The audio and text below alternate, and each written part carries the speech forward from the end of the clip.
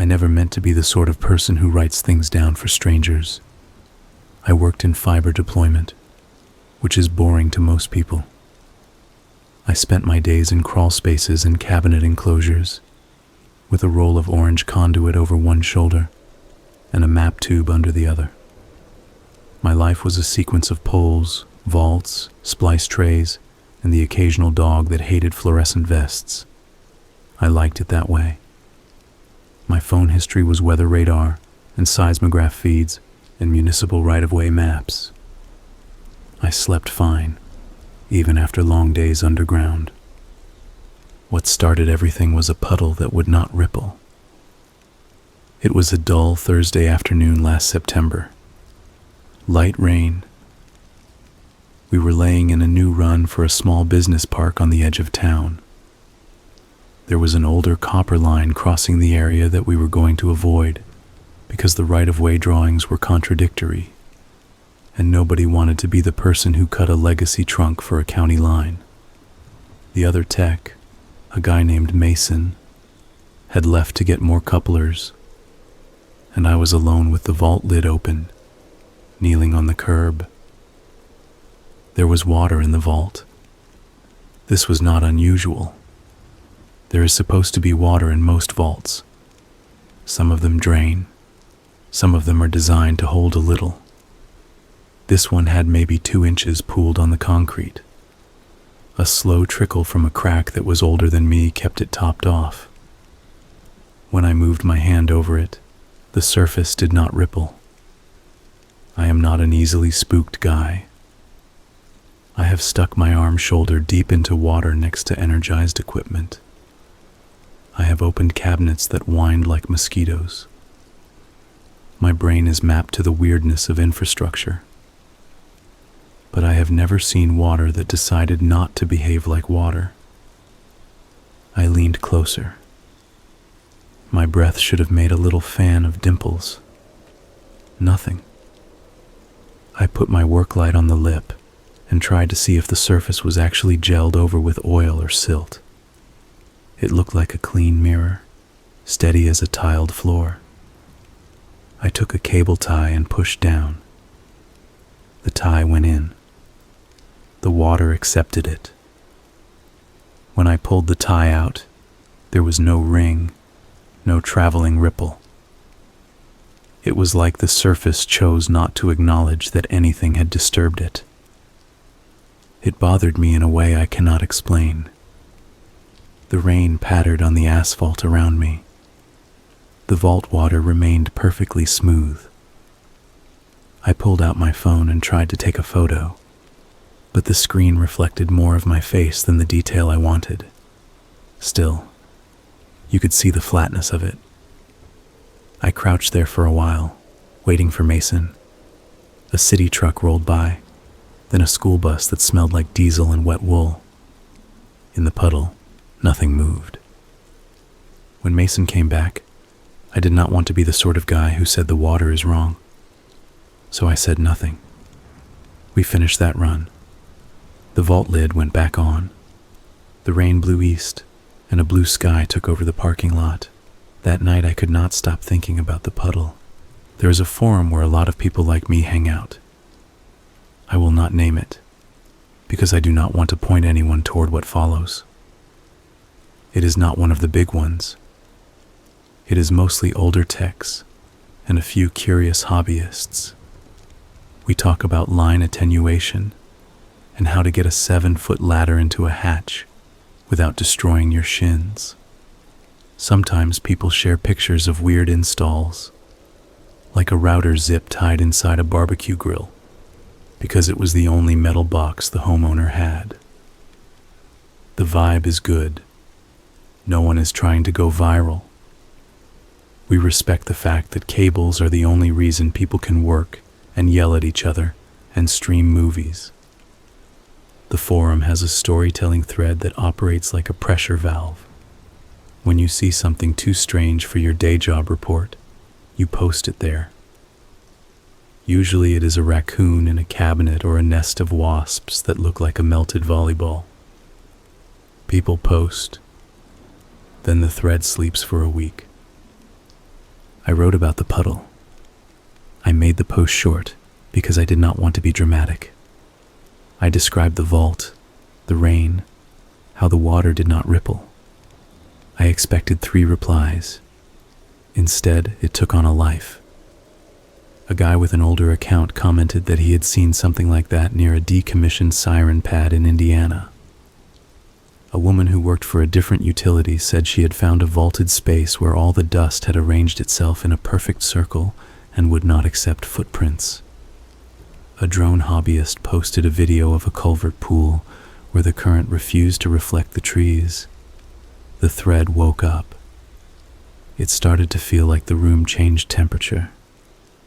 People brought out things they had meant to forget. I did not sleep much the night after. I kept the blinds cracked and watched streetlight reflections on the wall. I felt a growing sense that the flat water was not a glitch. I wanted it to be a simple trick of light and wind, a set of conditions that were rare but explainable. By morning, my curiosity had grown teeth. I pulled out my map tube when I got to the yard. The map of the business park was new, but the older layers were not. We keep a shelf of superseded drawings because often the present lies about the past. On one set from 1989, I found a little symbol near my vault. It was a circle with crosshairs and a numbered code. The legend, Civil Defense Siren Pad. Every town has bones. Ours had put up sirens during the Cold War. They were taken down in the late 1990s. The pads remain, sometimes in parking lots or fields, sometimes inside fences with weeds and beer cans. They are 10-foot discs of concrete with bolts like rotten teeth around the perimeter. People skateboard on them. Teenagers think they are summoning circles. Old men tell stories about the noon test blasts that rattled windows. But most people do not look. I had not, even though I drove past one at least twice a week. I took that old map and traced the line from the symbol to a handwritten note tucked at the edge. It said, "Siren feed, not to be opened without city authorization." It pointed to a duct bank that crossed under the business park. I went back to that vault after my route. The lid is a rectangle of diamond plate steel with 2 lifting eyes. There is a way to open one quietly if you angle the hook right and lean with your legs. I liked that I know that. I liked that my hands knew how to deal with things most people do not know exist. The vault was as we left it. The water was still there. It was still smooth as a photograph. The air inside the vault smelled like damp limestone and the faint soap odor that concrete gives off after a rain. I told myself, the siren feed was likely abandoned. The cable could be dead. The water was weird but harmless. I tried to be a scientist about it. I had a coil of tracer wire. I had my toner. I clipped onto the stub that fed away from the business park and put the wand into the calm pool. It should not matter. Electricity is not supposed to flow across a gap like that. But when the probe touched the water, I felt a pressure in my inner ears, the way you feel crossing a ridge. The toner beeped like it had a strong path. The sound was muffled by the vault, and it took on a submerged quality that made something in me want to pull my hands back. There was a junction at the far end of the vault where the duct bank turned toward the old siren site. I followed the tone. There is a walk-in cabinet at the edge of the business park that looks like a hollow refrigerator. The siren feed came up in there. It was supposed to stop at a pair of capped lugs. It did not. The lugs had a jumper that someone added and removed without paperwork. The added cable went down another conduit that did not exist on the map. It had a mismatched label that read, TUNE. I am not proud to admit I spooked. I am trained to be cautious about unauthorized power. I backed out and called it in to my supervisor, but I did not use words like unauthorized. I said the cabinet looked sloppy and asked if I should clean it up. He told me to leave it until they could check permits. He sounded tired. He sounded like it was not going to happen until next week. I said sure, and I put my tools away. That night, someone made a new thread on the forum using my post as a springboard. They titled it, "Never mind the title, because I do not want it to become searchable." They asked, "What connects the places where reality refuses?" People went and found more. There was a photo from an industrial laundry where a curtain held a crease against a running fan. There was a story from a night security guard who watched a 12-second loop of a man walking down a hall while every other camera showed different times. There were a lot of jokes and a lot of scared humor. Then there was a user named Lena who said she knew what Toon might refer to. She wrote calmly. She said she had worked with a municipal contractor that specialized in legacy system integration. When old networks could not be removed because no one knew how many subsystems counted on them, this contractor would put in adapters and filters to harmonize the footprint. She said she had signed a non-disclosure, and she was not going to violate it. But she was willing to say, without details, that the word tune meant a specific kind of device that makes old signals behave like new ones. She said it dealt with phase, harmonics, and resonance, and that it did not belong in a cabinet like the one I photographed. You know the feeling when you finish tying down a load and you still put your hand on it to confirm? That was my brain. I wanted to confirm.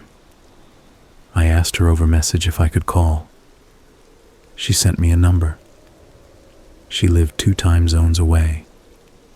The connection sounded like an empty church, faint echo, cheap phone. She asked me to describe the cabinet in the most boring detail. She wanted bolt counts and panel gaps. When I got to the part about the added conduit with the tune label, she made a small sound in her throat and asked me to go back and get a better photo. I told her I did not have permission. She asked, quietly, and in a way that made me colder than the rain had, whether I felt like I had sympathy for the situation. I said I did not understand. She said, "If you go back, do not do it after dark. Do not go alone. And if you hear it, do not answer." I thought she was being dramatic. I am not trying to paint myself as brave. I was irritated at the melodrama. I am used to alarms and groans and transformer hum. I have worked beside kilovolt cables that sang like angry bees. To be told that sound itself might be the danger felt like someone telling me the shape of the shovel might bite me. I thanked her anyway, because I am polite under stress. Then I went to bed and dreamed about a patch of sunlit water that did not move. Friday I did not have a route. Our shop runs on an odd schedule because we do both residential and light industrial. It was a day where I was supposed to do paperwork and return a ladder I had borrowed. I did those things in an hour. Then I drove to the business park. It was mid-morning. The sky was a cheap blue that looked printed. The wind that usually prowls our valley had gone elsewhere. I parked in the shade of the empty cabinet and took a series of stupidly careful photos. I took a tape and wrote down measurements. I felt like I was making a case to a skeptical judge inside my head. The extra conduit with tune on it led into the ground in a direction that did not match any duct. The label was less like someone typed it, and more like someone who did not trust their handwriting tried to draw letters that looked typed. The more I stared, the more I felt there was a second label under the first one, as if someone had put a new sticker over a more honest one. The cabinet had an older city seal on the door that the current administration had swapped out years ago. The hinge bolts were wrong, the kind you buy in a hurry at a store that sells lawnmowers and Christmas lights. The cheapness felt intentional, the way a bad disguise calls attention to itself so you do not look at the shoes. Behind the cabinet, the old siren pad sat under a rectangle of scrub grass. Someone had paved the lot over it. Then a developer dug up a section to pour footings and gave up after the soil shifted. The result was a blank, slightly low slab that held puddles like it felt guilty. There were 4 anchor stubs still poking through, rust bloated and full of spiders. I walked the perimeter with a phone compass and my toner wand unplugged. I am not sure why I did that. Maybe I wanted to look like I was supposed to be there. I found a narrow steel hatch about 15 feet from the cabinet. It was half buried in gravel. It had the matte gray paint you see on equipment ships use. The surface had the same cheap label machine text. Tune. There was a padlock that had been cut and taped back together so that it looked intact. Inside, I could see the tongue of a hasp and a chain. I have a rule when I lift unknown hatches. I put my hand on it first, not to warm it, to see if it is trying to tell me anything. Metal talks. It passes on the engine noise of the world. This hatch was cold and quiet. I lifted out the cut lock and set it aside. The chain did not move with the swagger of something holding back pressure. I shoulder pressed the hatch up a few inches, slipped my boot toe under for leverage, and raised it like I had done 100 others. The smell that rose from the opening was not decay. It was old electronics. It was dust warmed by tubes and transformers. It was the smell of a television that has been on for 12 hours in a humid room. It was the smell of a museum exhibit that works in spite of itself. The hatch led to a ladder of bolted steel rungs set in a shaft that widened below.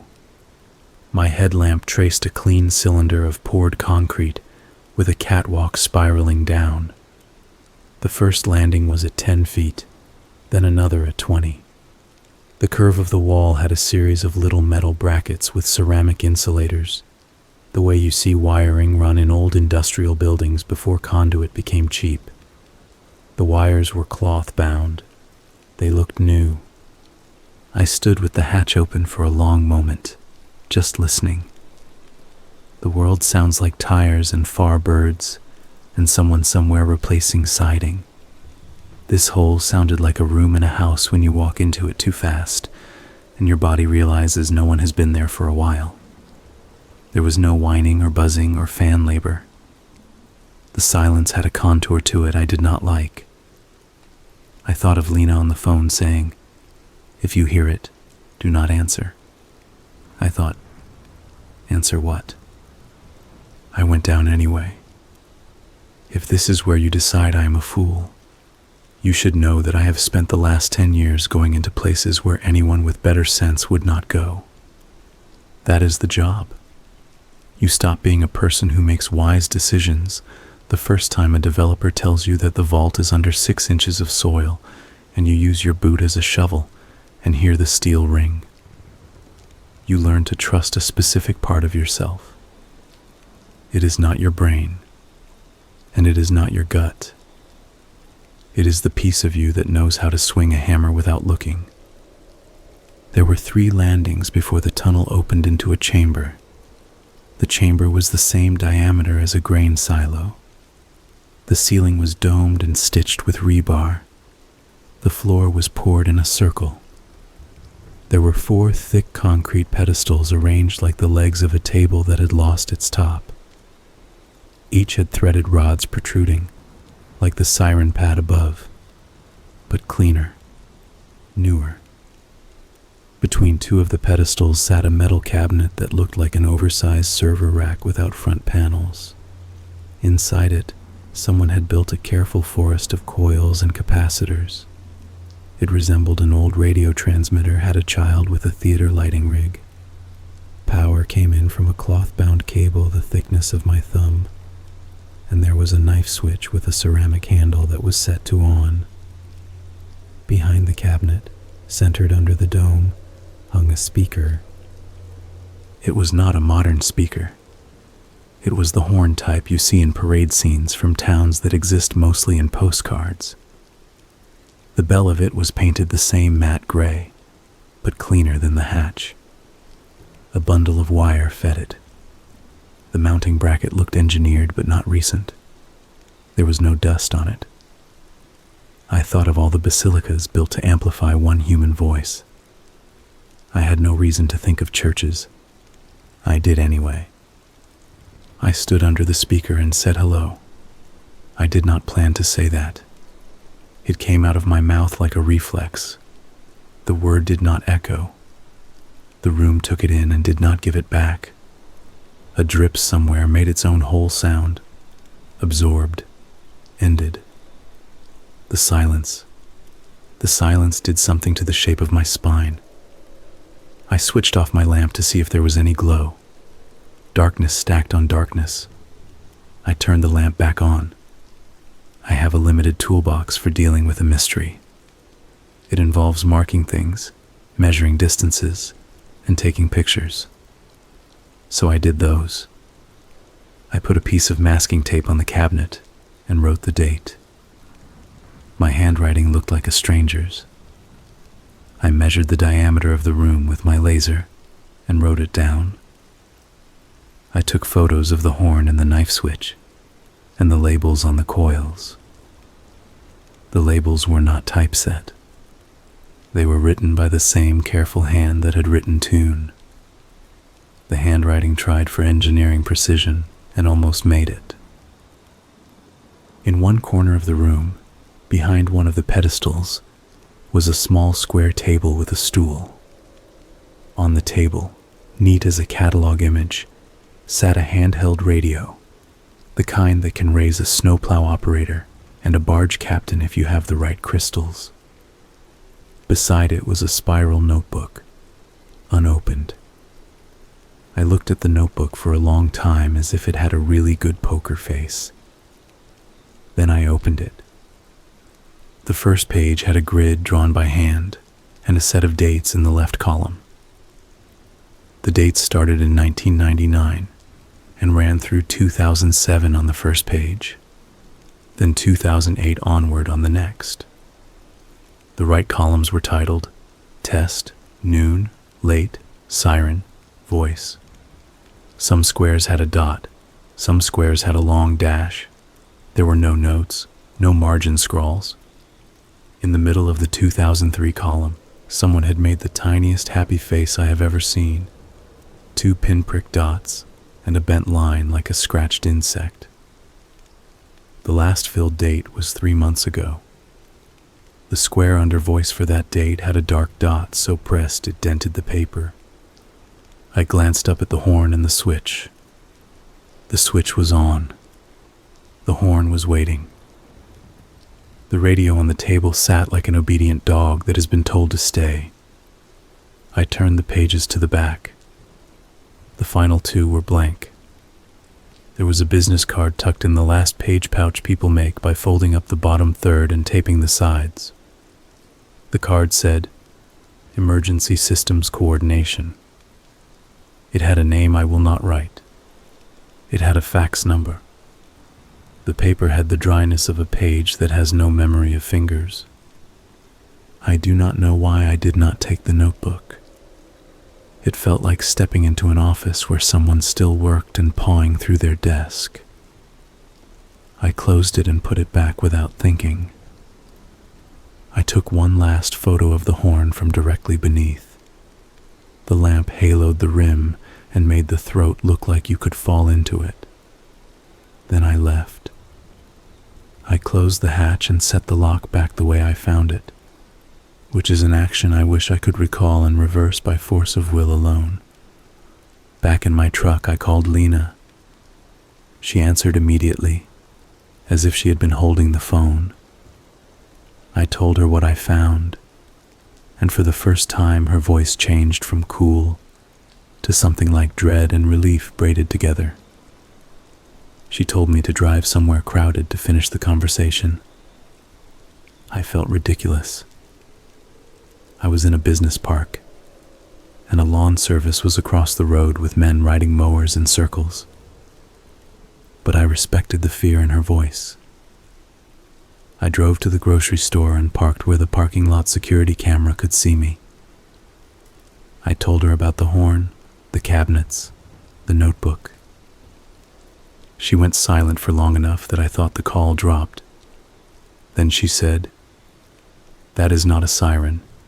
It is a vocalization relay." The short version is that the old Civil Defense Network had options beyond blast tones. In certain scenarios, according to plans that never got funding, there would be messages. A human could speak into one node, and the system would propagate the voice with phase matching across the city, so that what you heard was as close as possible to what the speaker intended to simultaneous as old tech could make it. The idea was consistency under stress. She said, "Someone built a local version." She added more quietly that the kind of device labeled tune can do more than match a phase. It can put a place into what she called acoustic compliance. It can persuade a room to accept a wave and not reflect it. That was how she described the silence that drinks your echo. Her company had used such devices to stop feedback in legacy structures. The effect was like smoothing a wrinkled sheet by changing gravity for a second. She said that she had worked on a project where stairwells would not ring no matter how many boots hit them, so that noise could not travel between floors. She said I should not touch the switch down there. Then she said, "Do you hear it now?" I listened. I only heard grocery carts and the sound of a suitcase someone was dragging over the parking lot. I said no, she said. Then go home and write down every detail you remember. Turn off notifications. Do not answer if the room answers back. That phrase again. It made me imagine a dark shape reaching through a ceiling and tapping me with one finger. That evening I wrote everything in a text document. I did not post it, because I did not want to feed the thread until I had more. I printed what I wrote, because I had the idea that prints could not be edited remotely. I do not know why that occurred to me. I ran a shower and stood under it until the water lost patience. I drank a beer without tasting it. I set 2 alarms with different tones because I did not trust one to wake me. At 2 a.m, something woke me anyway. In the half-second between sleep and awareness, I thought I had left my television on, and a late-night infomercial was in the room. Then my memory caught up and told me I do not own a television. I sat up. The voice in my room said my name. It said my name the way my father said it in the middle of a crowd when he wanted me to pivot. I did pivot. It came from the ceiling corner above the foot of my bed. It did not echo. It existed where it was, and then stopped. The silence in the room had that same compliance as the chamber below the hatch. The voice said my name again, and put a question mark on the end of it. I had a stupid thought that this was a recording that someone had sampled from a video I once sent a friend. Then the voice said, in the same clean tone that had no air in it, "I need help." I did not answer, not because I am brave, because my mouth would not open. The voice waited. It did not shuffle or cough or breathe. It was not a person in the walls. It was a message that did not understand rooms. It said, "Please say that you can hear me." It used a phrase that Lena had told me not to answer. so I did not. The voice tried my name again, softer. It tried a nickname only my mother ever used. It launched into a short, polite description of a situation involving downed lines and a vehicle crash and a person who was trapped and could not reach their phone. I could feel my hands wanting to move for my keys. I knew that if I spoke, if I acknowledged, I would become part of a circuit that completed itself through me. I cannot explain how certain I became of that. The certainty convinces me that my life up to that point had been training. The message shifted. There was a minuscule harmonic blur at the edges for a second, as if a radio operator had changed dial pressure. Then the voice was that of my supervisor saying there was an emergency with a cabinet by a business park, and I needed to come now. He used a phrase he uses to make a situation feel non-negotiable. Then, with no pause, another voice. Someone crying, saying they did not want to be in the dark anymore. Then an old man I did not know saying, "This is how you reset the alarm." Then my father again, whom I have not heard in 12 years.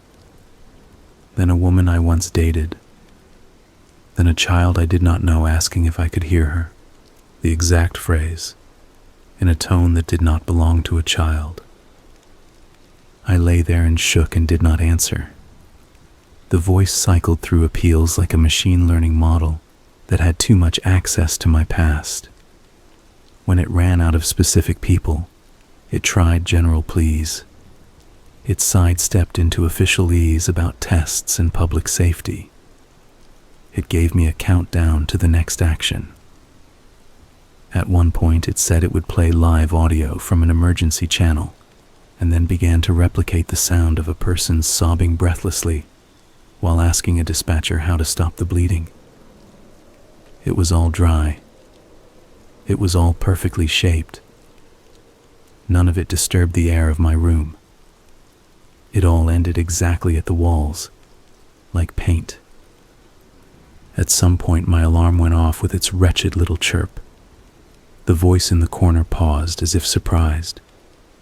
Then I had a thought so crisp it hurt.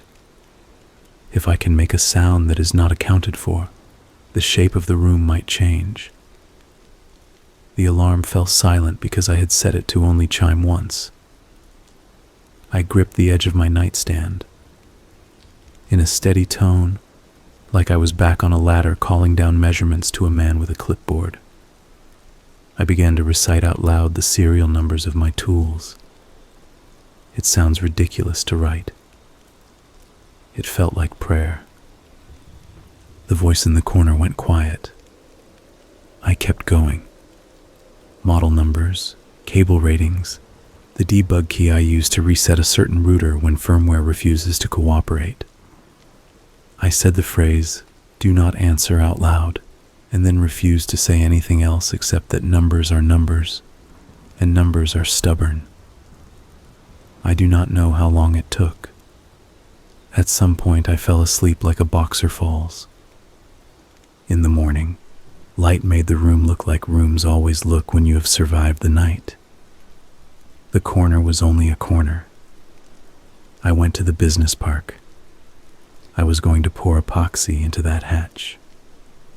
I was going to weld the edges and bring a backhoe and bury the whole thing under 8 tons of gravel. If I had had access to a concrete truck, I would have sunk the block until dirt forgot how to be flat. There was police tape around the cabinet. A utility vehicle I did not recognize sat half on the curb. The driver was sleeping in the passenger seat. I recognized the posture of a person paid to sit somewhere and ward off particular events with their presence.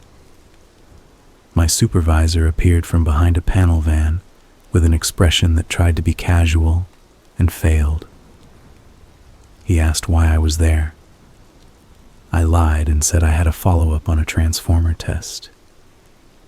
He liked that as little as he liked the situation. He told me to go home and take the day. He told me there had been a break-in. I am not a journalist. I am not good at waiting for facts. I called Lena again and told her what happened in my room. She said she was not surprised. She said something in the relay system had found me. She said without apology that the device might have used me if I had answered, and that its goal would be to widen contact until it could talk to a lot of people at once. She said I likely had a window to intervene before the system tried again.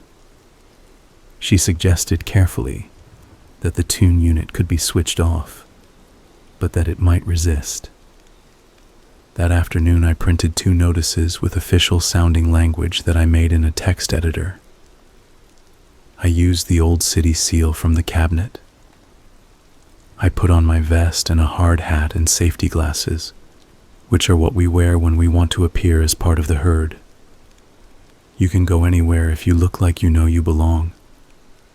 I parked in a different corner of the business park and walked like cardboard. The man in the utility truck nodded at me and went back to his coffee. My supervisor had left. The police tape fluttered, and a guy who might have been a rent-a-cop had a look of a man who would rather be anywhere than near a puzzle. I went behind the cabinet, crouched, and pulled the hatch open like it was something I did every day. The lock, the chain, the hasp, everything was as I left it.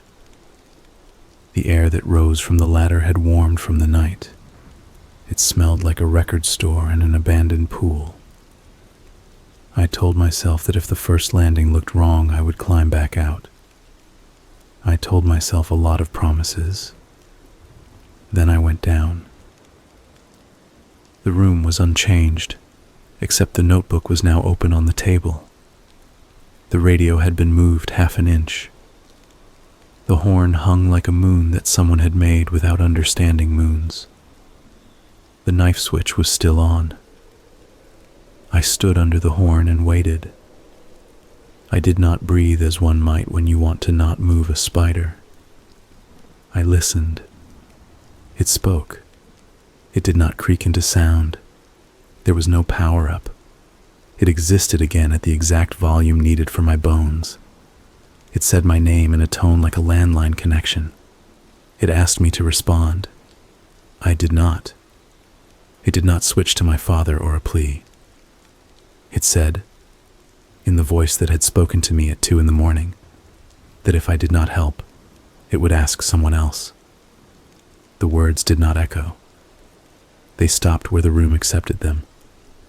I still do not know how to explain that the lack of room response is scarier than any loud noise I have heard. The next voice was Lena's, quietly and exactly. Do not answer. That was almost funny. Then my supervisor's voice, telling me to stop touching things that do not belong to me. Then something new. It was my voice. It said, "We need to align the phases, okay?" It said my own sentence back to me from some other day, when I had trained a new tech. It sounded more like me than I do. It ordered me to turn off the switch for safety. That was clever. I admit that was clever. I walked around the cabinet. The coils had labels that corresponded to numbers drawn on the notebook's grid if you read them slant. The last month had heavy dots. I found a small brass plate riveted to the side of the rack that said in scratched letters, "A place to speak." I put on my gloves. They were not going to stop electricity, but it felt like putting up polite boundaries.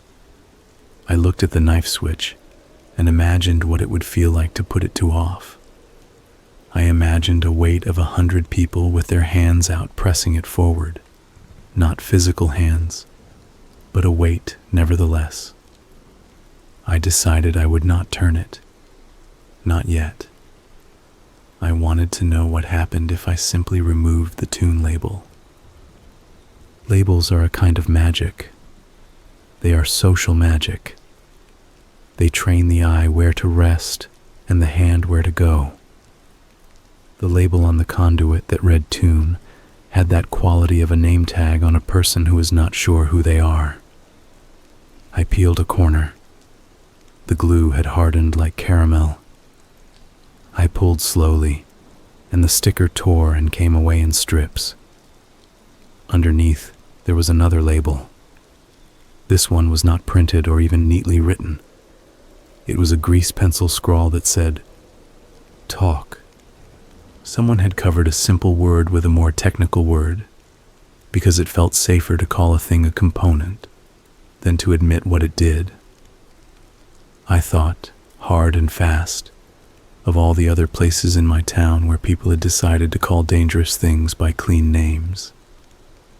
Then the horn spoke again, using the voice of a dispatcher I happened to know, and it offered an address that did not exist, and a scenario that did. And for a second I almost answered because the description matched a crash I had seen 2 years ago on a different road, and my body wanted to empathy its way into the conversation. I took a breath so deliberate it hurt. I unfolded my multi-tool and put the tip into the slot of one of the coil housings and loosened it. When it came free a fraction of a turn, there was an immediate response from the room. Nothing beeped. No alarm sounded. But the compliance changed. I cannot draw that feeling for you. Each person has one sense where their intuition lives. Mine has become the way sound lands on walls. The room felt a degree less perfect, which in that chamber felt like being given back 1 inch of myself. The voice tried to get my attention like a child tugging a sleeve. It said my name in a dozen minor keys. I loosened a second coil, and the hairs on my forearms lifted. The horn said, in a dozen borrowed mouths, "You are harming the public safety system." I loosened a third, and it said, "Stop," and switched to an amplified recording of a house fire that rattled loose pieces of plaster from some crack overhead that was there because concrete always remembers its water. The fourth coil came free enough to wobble, and I felt the room's silence fray.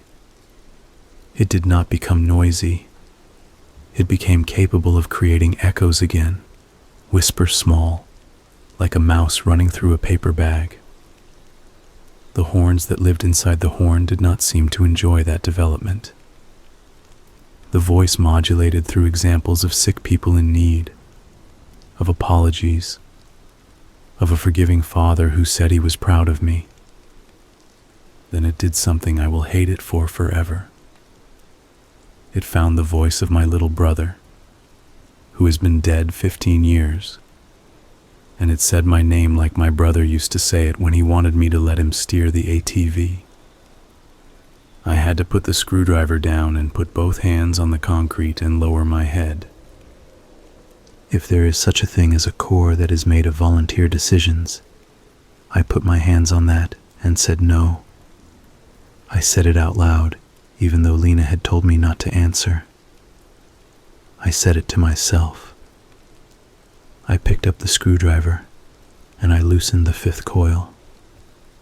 Now, echo came back into the room with a trembling uncertainty, short reflections off the metal of the rack and the dome.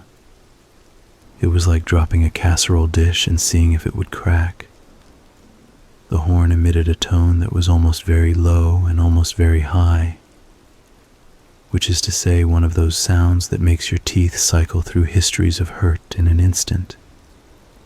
I smelled dust that had been waiting to become part of something. I could not turn the knife switch off. The weight of some society I am not part of hung on it.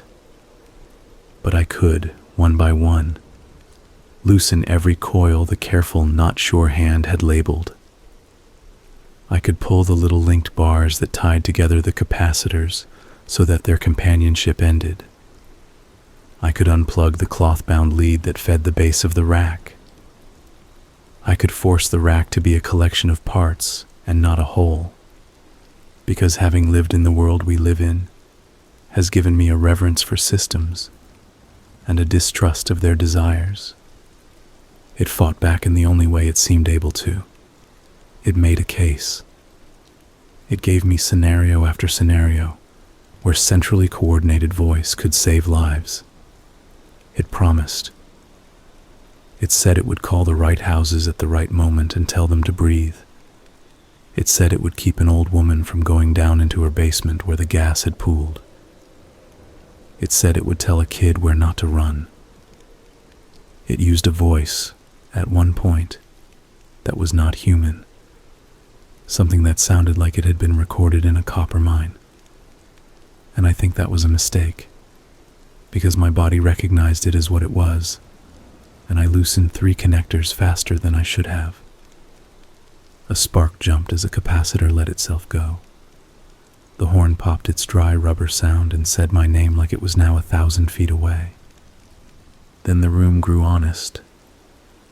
The echo returned the way a long-ignored friend walks back into your life without a grudge. I heard my breathing.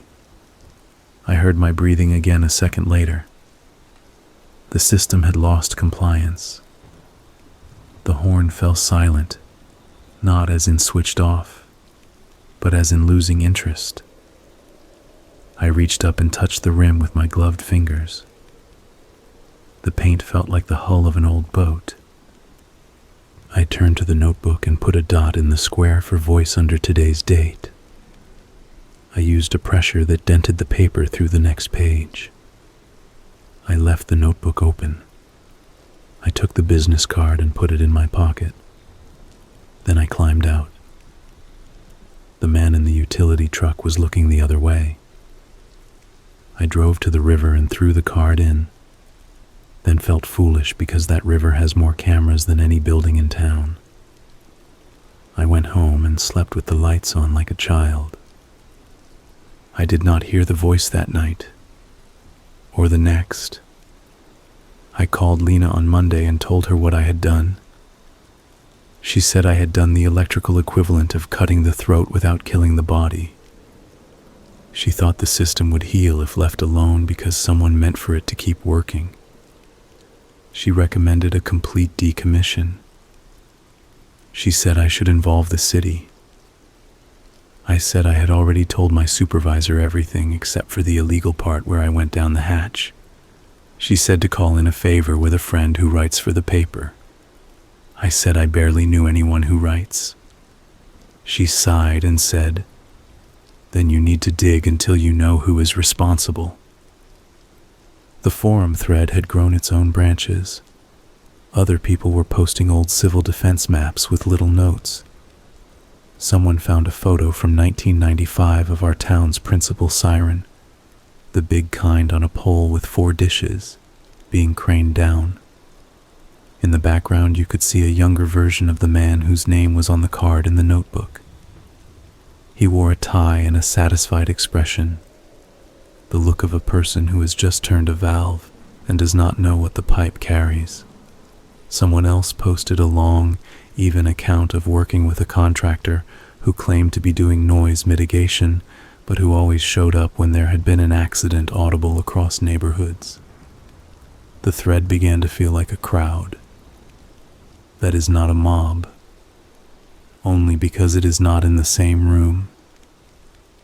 My supervisor called me into the office Tuesday to talk about something else. At the end of the conversation, he asked, casually, if I had been back at the business park. I said no, because it was easier.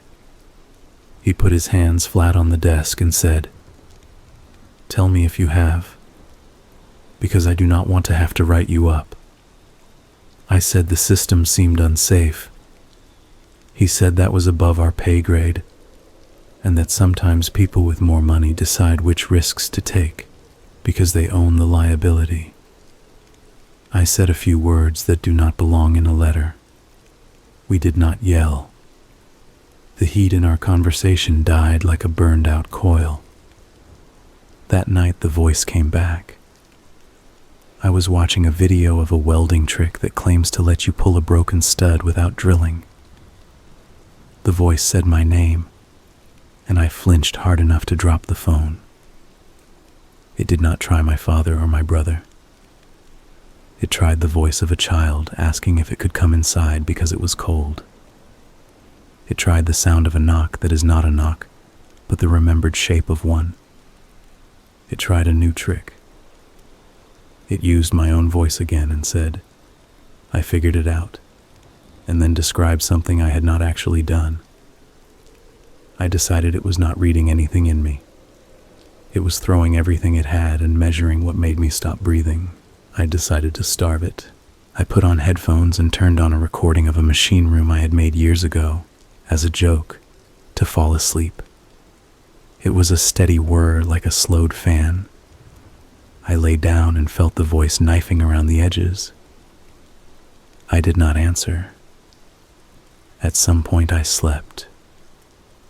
In the morning there was a flyer under my door for a city meeting about emergency preparedness. It had the old seal on it. I went. It was in a room at the community center where they have a piano. No one can tune anymore. The attendance was made of gray hair. A couple of city employees with those face expressions we all learn. And the man whose name was on the card. He looked older than in the photo. The kind of older that happens fast one winter. He began the meeting by talking about responsibility and the need to remember lessons. He moved into a very general description of how emergency systems are expensive to replace, so cities often do piecemeal work. He used words you would recognize. He never said tune. He did say harmonize and integrate. He looked at me in the third row with eyes that were used to winning fights by asking people to see reason.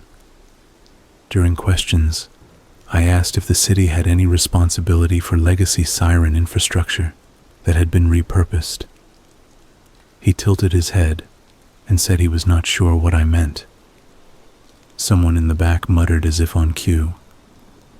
He said that all that was long retired.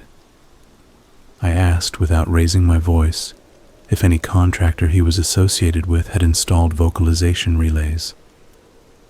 He had a moment where his throat moved, and then his face settled into a public expression. He said everything meets code. I said, "Which code?" He said, "The relevant one." I left before I did something that would make me unemployable. A day later, Lena sent me a page from a training manual she had kept. It described, in very general terms, acoustic compliance and how to deploy it in masonry structures.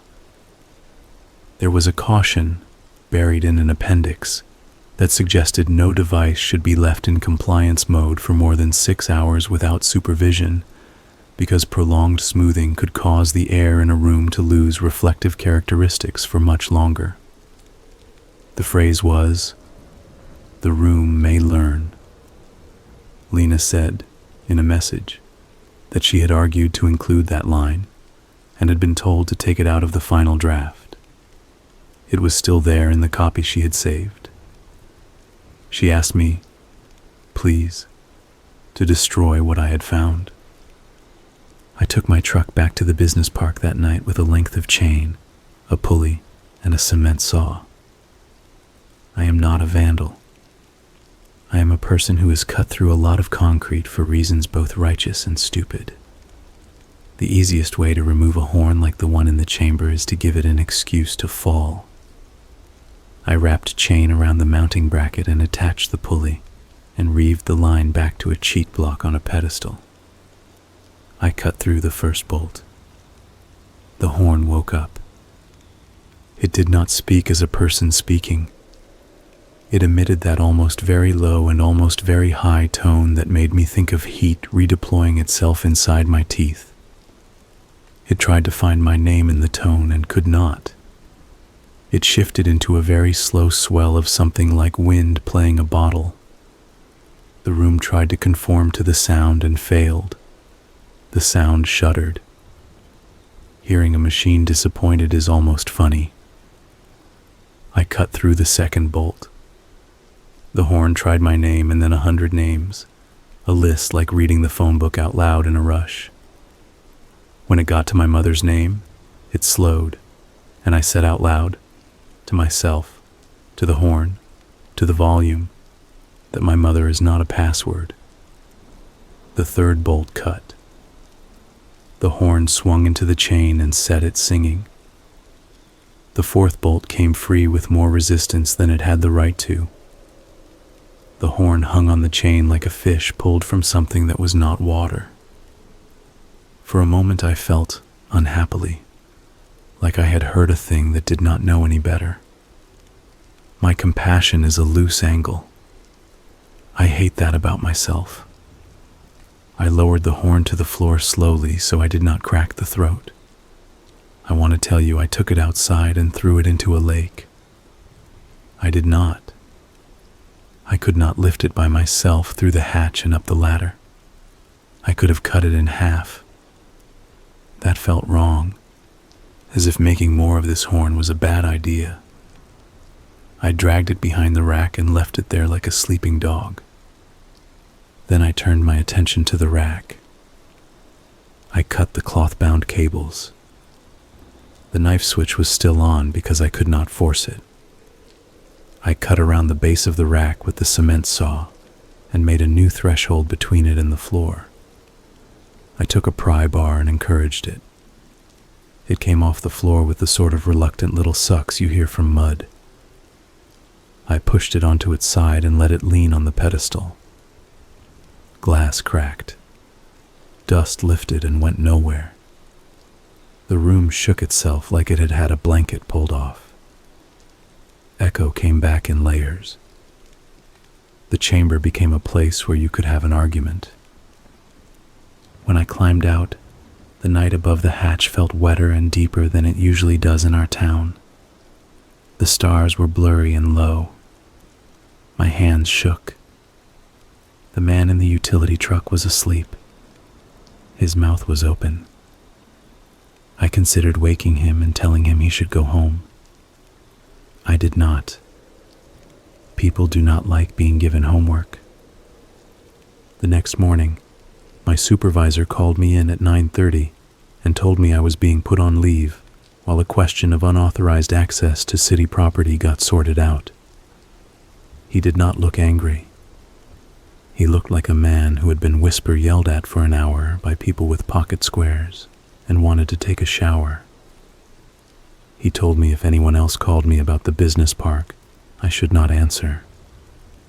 He said those words, I should not answer, and then apologized for saying them, because he had no idea why it felt like he was quoting someone. I went home and waited to see if the room would speak.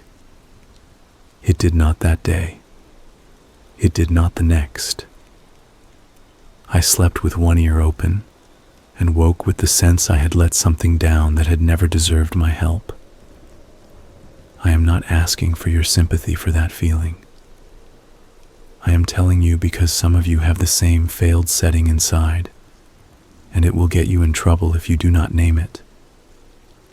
On Saturday, there was an article in the local paper about how the city would be updating emergency communications. It mentioned a scheduled test in 3 weeks. It quoted the man from the meeting saying that modern coordination is the backbone of safety. The phrase modern coordination should be removed from the language. It is the linguistic equivalent of a friendly dog with rabies. Lena called me, not texted, and asked me what I had done. I told her. She said I had likely saved my city a very strange several days, and that the system would now backhaul to any other node it could find. The image that formed in my mind was not flattering. I saw a slick of something on water looking for a shore. I asked if I should go looking for more hatches. She said no. She said to let it go quiet. She said to go for a walk at noon on Sunday, the old test hour, and listen to what did not happen. I did. The sky was blank blue, windless. The noon hour came and nothing mechanical stirred. A dog barked. A motorcycle passed. Somewhere down the block, a child was told to come inside and chose not to. The air did not hold on to my words when I said hello to a stranger. The stranger said hello back, and the word bounced off a storefront and reached me half a heartbeat later, which is how I like my words. The room of the world felt like it had a ceiling again. The forum thread quieted. People moved on after a few last posts, where they remarked how often the weird things involved a sense of silence that has made up its mind. A month passed. I went back to work. My supervisor pretended he had not been asked to take away my badge. The city updated a web page with glossy stock images of people in headsets. The man whose name was on the card wrote an op-ed about resilience. I hate that word too. Then, this spring, I did something I wish I had been smart enough not to do. I drove out to a different town for a job.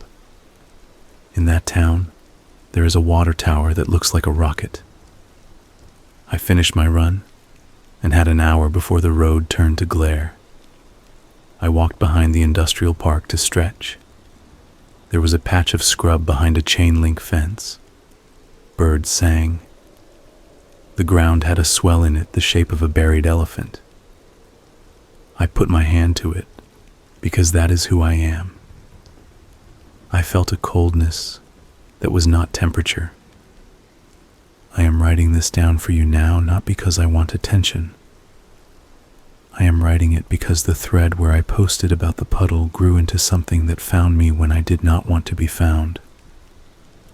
And because maybe you recognize parts of this and do not know what to call them. And because if you have the part in you that answers everything, you need to install a switch on it. When you hear your name from a corner, when the voice uses your own voice like bait, do not answer. Not because it is magic, because everything you answer becomes a circuit that uses you. Ask yourself if the system asking you has ever deserved your trust. If you find a hatch labeled with a word like harmonize or integrate or tune, walk away if you can. If you cannot, and if you are the kind of stubborn that makes you finish what you start, then do not switch it off in a way the system expects. Systems get angry like people. Unmake them from the edges. Coils want to be alone. Capacitors like to hide in flocks. Separate what has been invited to sing in unison, and the song will end without you having to fight for the solo. I think a lot about that puddle. It should have moved.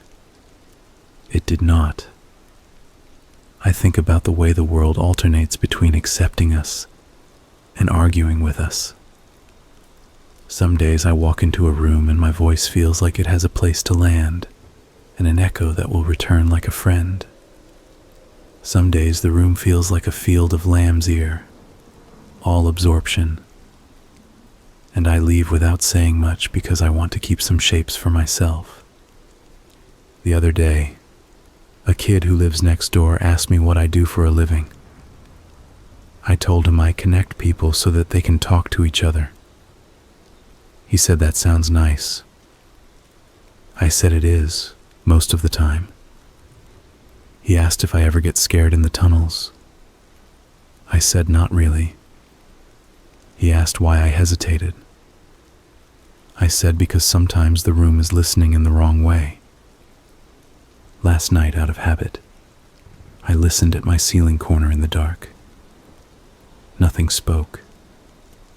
I lay still anyway, because there is a difference between quiet and silence. The latter implies a set of decisions. I will always prefer the noise that tries and fails to dominate to any silence that wants to decide for me. I expect I will get a message when a different town tests its legacy lines in a couple of months. Someone in a hired jacket will stand in a room that was a bomb shelter and put a hand on a knife switch and feel a pull that is more than gravity. They will not know me. They will not know you. They will be told, perhaps by an honest voice that honestly thinks it is helping, to ask the town to answer. If you live there, and you hear your name in a flat, airless tone that ends at the walls and does not come back, keep your spine still. Breathe like you are on a ladder, and your friend below you needs you to be steady. Let the moment pass.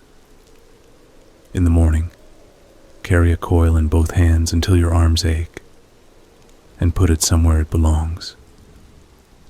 There is a lot of good in networks. There is a lot of harm in voices that want to be many without having earned it. I leave the hatch to you. Anyone can lift it. Anyone can put it back. Most people never do. Most people walk over the metal and think it is part of the ground. Most days, that is the right choice. Once in a while, you will see a puddle that refuses. Remember it. Remember that not everything that stays still is safe. Remember that not everything that speaks should be answered. Remember that some rooms learn and some rooms forget, and both have a cost. If you ever find yourself under a dome listening to a speaker that thinks it is a throat, and if you hear the exact right voice say your name, you will not have time to wonder what to do. You will need to have decided already. Make your decision now. I have spent enough time on anonymous boards to know the cycles. The late-night surge of weird posts that are really just kids who can't sleep. The sunset drama when people get off work and come looking for a fight. The dead-of-night mysteries that vanish at sunrise as if the daylight itself shames them into silence. If you lurk long enough, you can pick the real ones out from the fakes. The truly real ones never announce themselves. They land like a careless whisper. They talk like people who have more important things to do than convince you. They don't perform. They leak. This story leaked. It started in a thread about weird audio. Someone posted a link to a short clip of a tone you could barely hear unless you turned your speakers all the way up. It was almost not ultrasonic, a strand of sound that slid up and down like it was feeling along the shape of your ear canals. The file name was a hash of nonsense characters, and the post said simply, "It's back." The replies were predictable. "That's just tinnitus, bro. My ears are bleeding. Bad bait." But the original poster didn't respond. People said their dogs were freaking out. One said her cat climbed the shower curtain and meowed like a baby. Someone recorded a spectrogram and found a thin ladder of harmonics spaced almost exactly 19 hertz apart. Someone else ran it through a filter and said they heard a whisper beneath it, like a grocery store intercom paging someone who doesn't exist. The thread should have died. It didn't. At 3:07 a.m., another user posted a second clip. Same type of file name, same almost ultrasonic pitch. The caption this time read, "Give it 5 minutes." I was in my apartment, the kind that fits a bed, a desk, and an attitude problem. Laptop balanced on my knees, blinds half open to a quiet city. No wind, no traffic. The only sound was my building's old radiators clanking like someone tapping a spoon against the pipes below my floor. I hit play. The tone was higher this time. It settled behind my eyes like a coin dropping into a slot. The spectrogram guy did his thing again and posted a new image full of green and blue bands. Another user wrote, "My right ear feels warm." Someone posted a drawing of a spiral and told us all to drink water, lol. The usual. Except 5 minutes later, our thread jumped 5 pages on the catalog at once, like something invisible had grabbed it by the spine and yanked. Hundreds of new posts appeared in the span of seconds, not just in our thread, across the entire board. Posts with the same hashed file names embedded in them. Posts without visible text. Posts that, when clicked, led to nothing but empty white pages. The board groaned like a ship taking on water. "Janny purge?" someone asked. "Server hiccup," another said. But we knew it wasn't a hiccup, because people started reporting that their apartment lights flickered, that their phone screens pulsed even when turned off, that they heard something in the walls, a long wire sighing. The whisper below everything said a name, except no two people could agree on what name it said. Around 3:20, the original poster came back. They changed the location. It's not on 91 anymore. They moved it deeper, and the door is bricked. There's a window, though. And then another clip. I shouldn't have clicked. I always say that several chapters too late. But I think that's part of the ritual. I clicked. The tone did not sound like sound.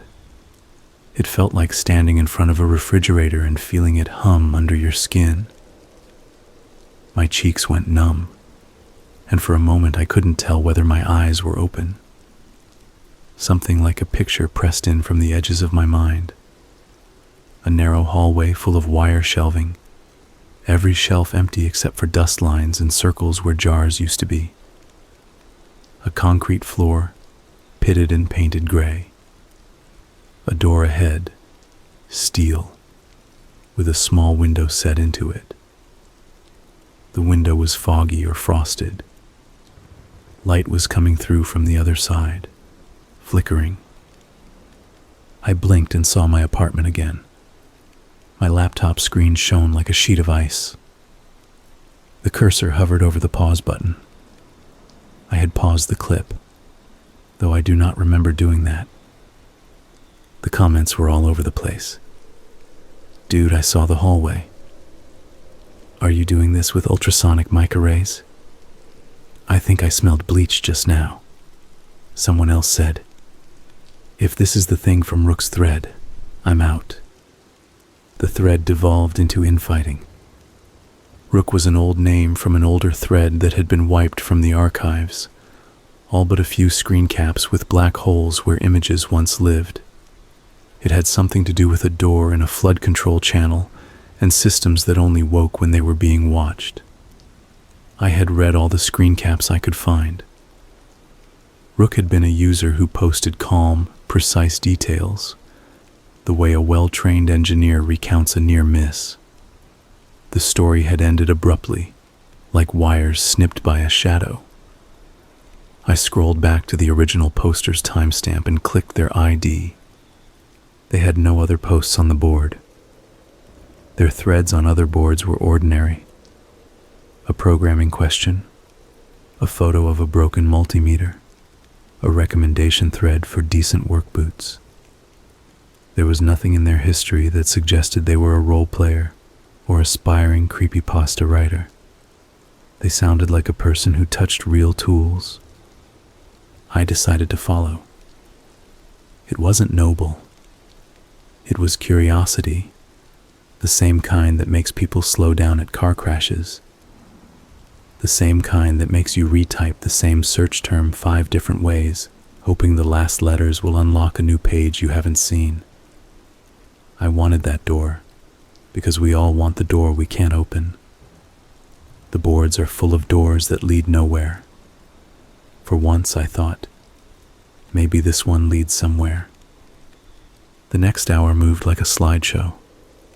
More clips, each slightly different in pitch. More sideways glimpses into the same place. Concrete, wire racks, a steel door. Sometimes the light behind the window was steady. Sometimes it pulsed like a slow heartbeat. Once, for a split second, I saw a handprint on the glass, as if something inside had pressed its palm against it. In the comments, people argued whether the palm faced us or faced the other way. A mirror palm is a different meaning entirely. At 4:15, the original poster wrote, "This is the part where I ask for help and you all tell me I'm a bad actor. Fine, don't help. I'll go alone. I'm 30 minutes out. If I don't post by 5, archive the thread." Another clip. This one was longer. The tone dipped low enough to thud in my chest and then rose into a thin keen that made my teeth itch. The image behind the sound was less crisp this time, but wider. I saw the hallway from farther back. The wire racks went on longer than I thought. The floor had a drain in it, set slightly off-center, with a rusted grate. Something dark stained the concrete around it. Between the racks, pushed against the wall near the ceiling, a thick aluminum pipe disappeared into the distance. I imagined the pipe going where pipes go, down, down, into old systems that no one had drawn on paper in the last 40 years.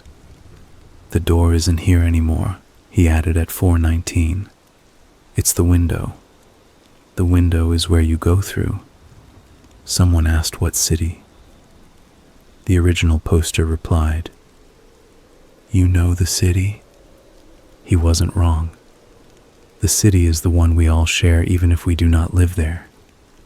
It has storm channels and sub-basements and bricked-off corridors, an underlay of concrete and the dead assets of forgotten agencies. Every post about tunnels becomes a map of that city. Every drainage grate that eats a tennis ball becomes a portal to that city. When the grid fails after midnight, and you look out and see nothing but your own face in the dark glass, that city looks back at you.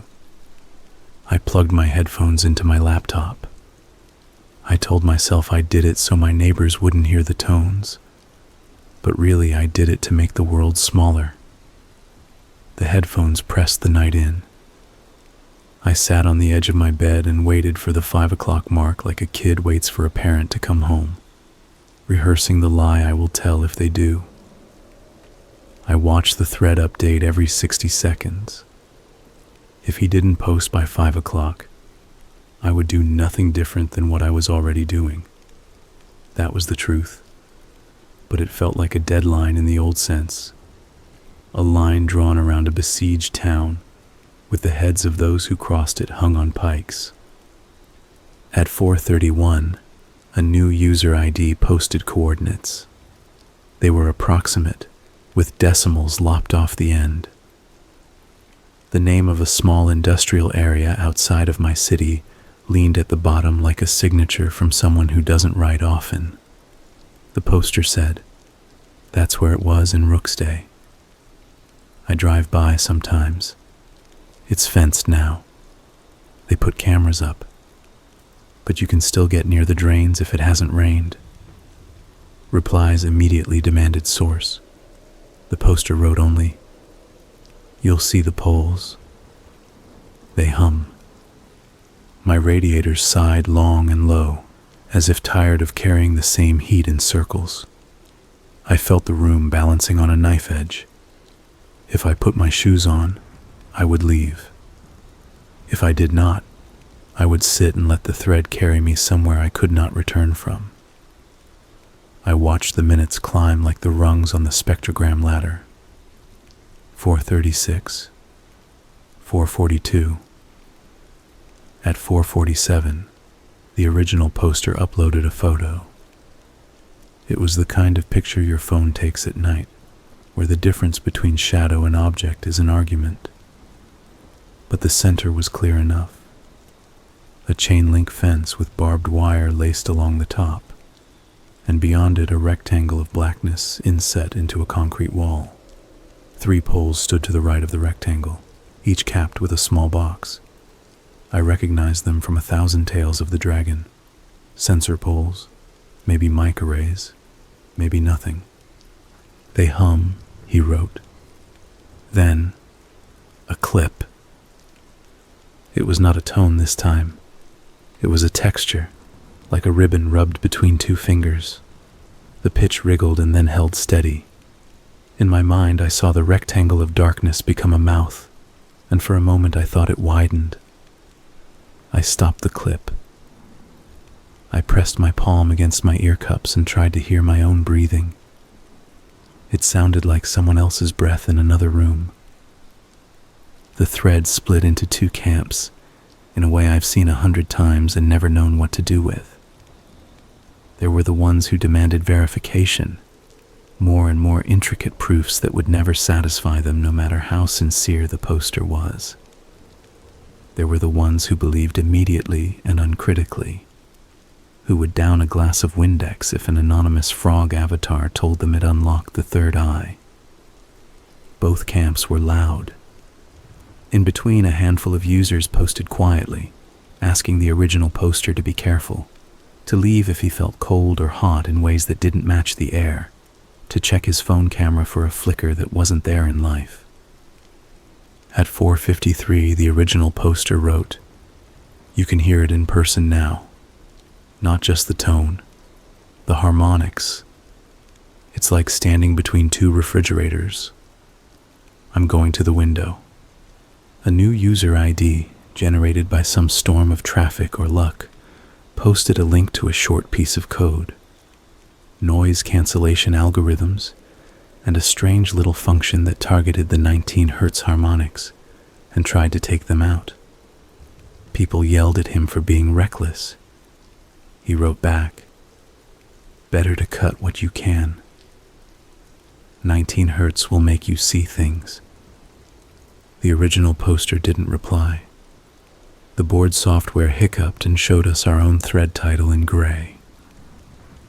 The text editor box appeared above the thread as if waiting. I did not type. What could I say that wasn't a superstition? I put my shoes on. By the time I made it to my car, the sky was thinking about dawn. It is always that hour for stories like these. Not night, not day. The city slick with the condensation of a decision postponed. I drove without music. My phone lay in the cup holder, map open to the fuzzy coordinates from the thread. The highway was empty except for one delivery truck far ahead of me, a red dot dragging its taillights along the stripes. On the overpasses, the cameras were dark circles, some facing traffic, some facing nothing. When I turned off onto the industrial road, I understood why the coordinates had felt both familiar and wrong. The factories here were half occupied. Some still made things. Most only held the memory of making things. Papa ghosts and son ghosts, and maybe a whole nation of grandbaby ghosts marching in place. Behind a chain-link fence, a pile of metal car doors rose like a glacier. The sky was going pale, but the poles along the fence line remained darker than their surroundings, as if light was not their food.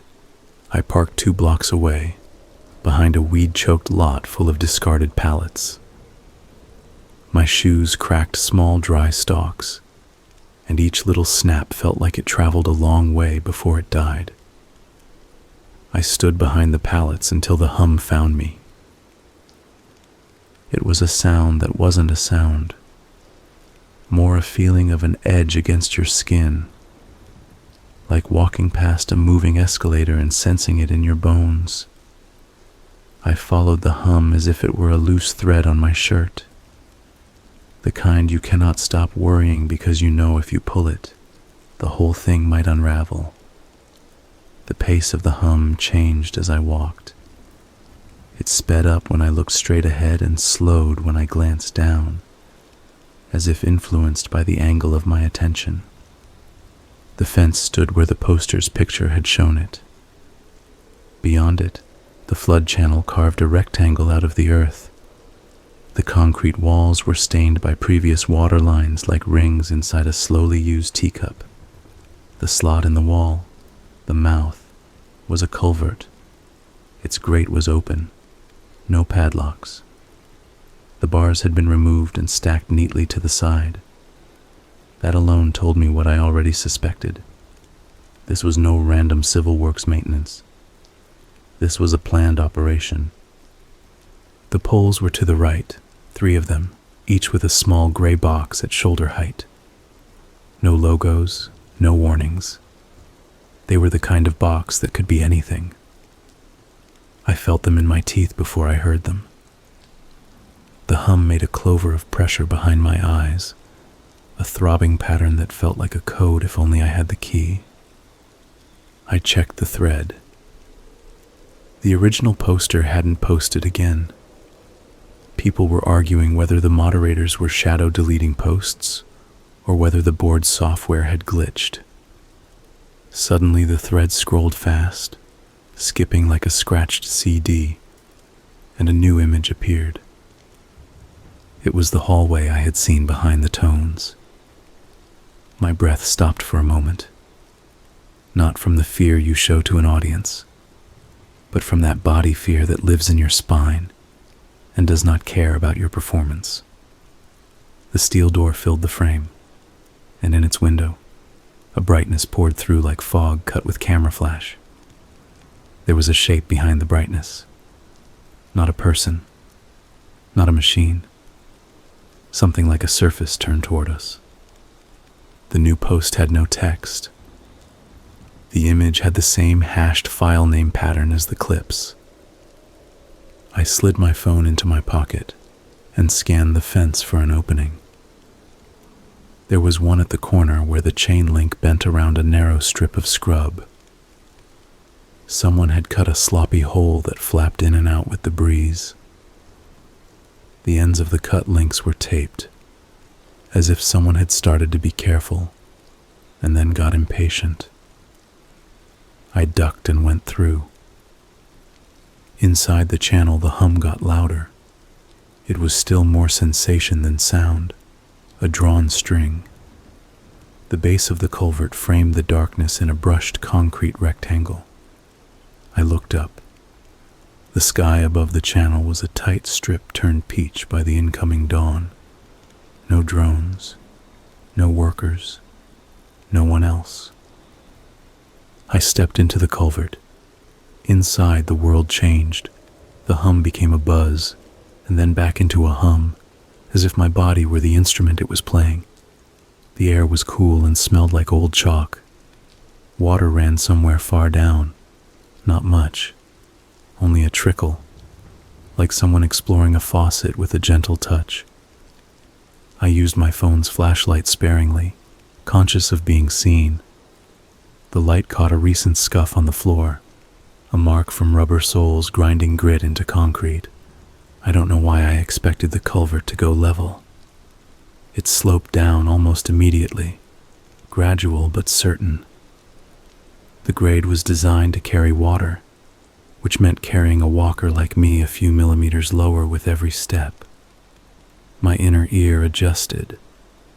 The hum did not. It rose a fraction with every step, as if congratulating me on my direction. Someone had scraped a line of chalk or rock dust along the left wall, waist height. The line was unsteady, sometimes on the wall, sometimes just above the phone level where you hold with your dominant hand, while your other hand brushes the surface for reassurance. I ran my fingers along that same line and felt the oily afterprint of others. It's a strange comfort to know strangers touched this exact chip of concrete. After some minutes, the culvert opened into a corridor lined with shelves, the same wire racks from the clips. The floor transitioned from raw concrete to a coat of gray that had once been glossy and now was not. The shelves held a few wrenches, boxes of screws, an old clipboard with a stack of crinkled forms.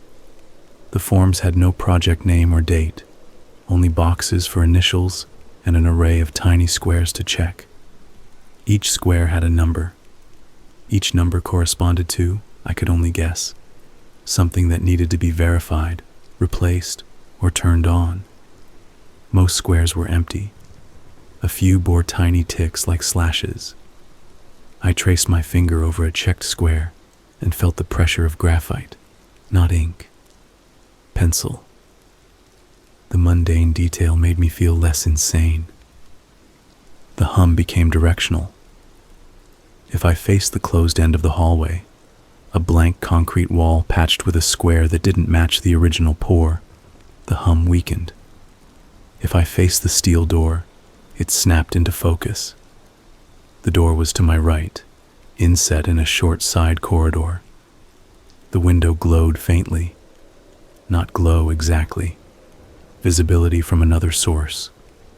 Light from the other side touched dust in the air and made it incandescent. I stopped where the chalk line ended. The line wasn't the result of a casual brush anymore. It ended as if a hand had dropped away, swept down to rest at the owner's side. I looked for footprints, scratches, anything. The smooth paint held few scars. My flashlight beam quivered a little. The worst part was that it wasn't from my hands. My arms were steady. The quiver was in the beam itself, a slight modulation that did not match the motion of my muscles or the breaths in my chest. I turned the flashlight off.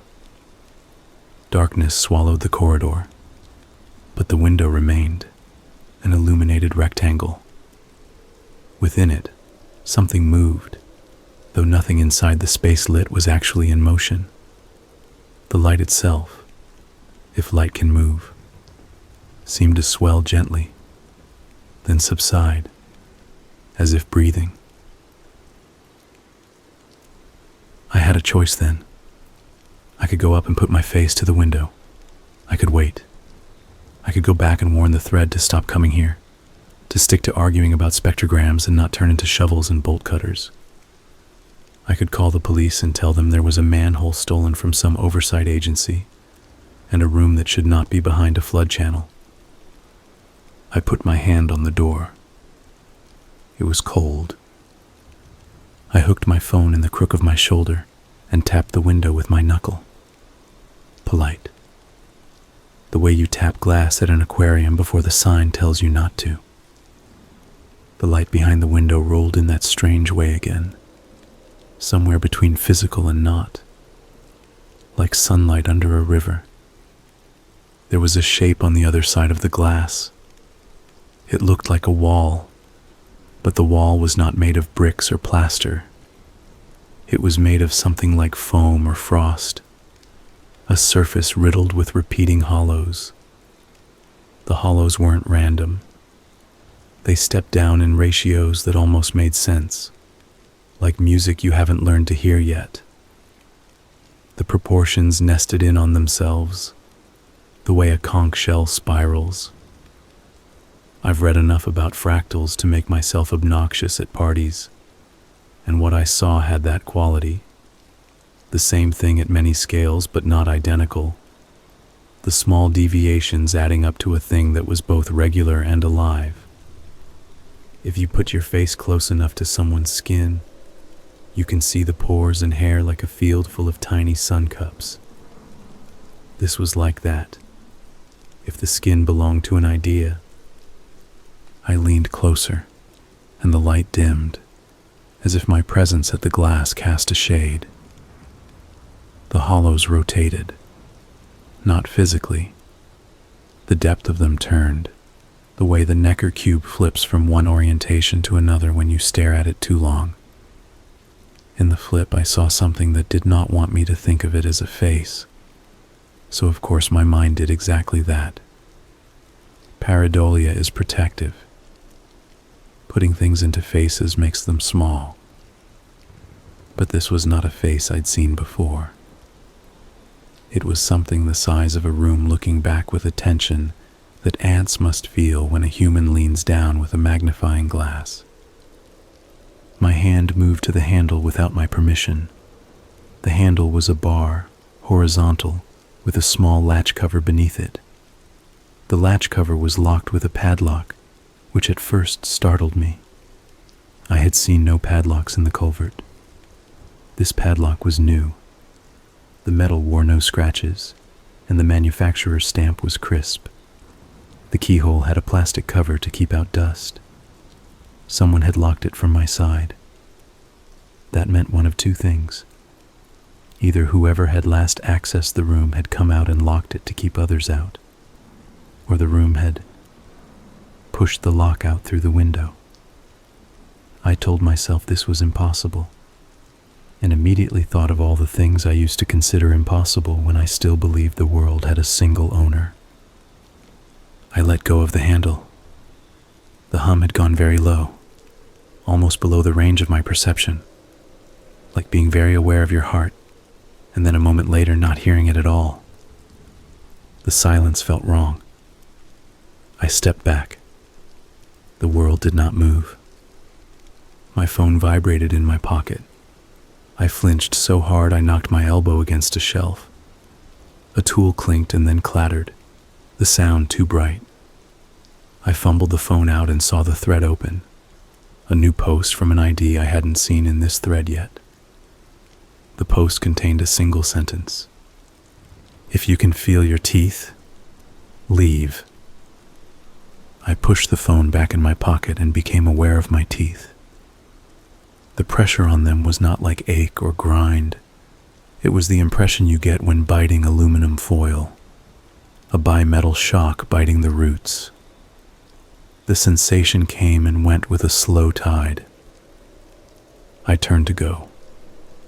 I made it 2 steps before I heard the softest sound through the door. Not a knock, not a voice, a continuation. As if the sound had been happening a long time and only now did I let my attention pick it up. Get too close to a refrigerator motor, and you can hear a little complexity in it. It's not just hum.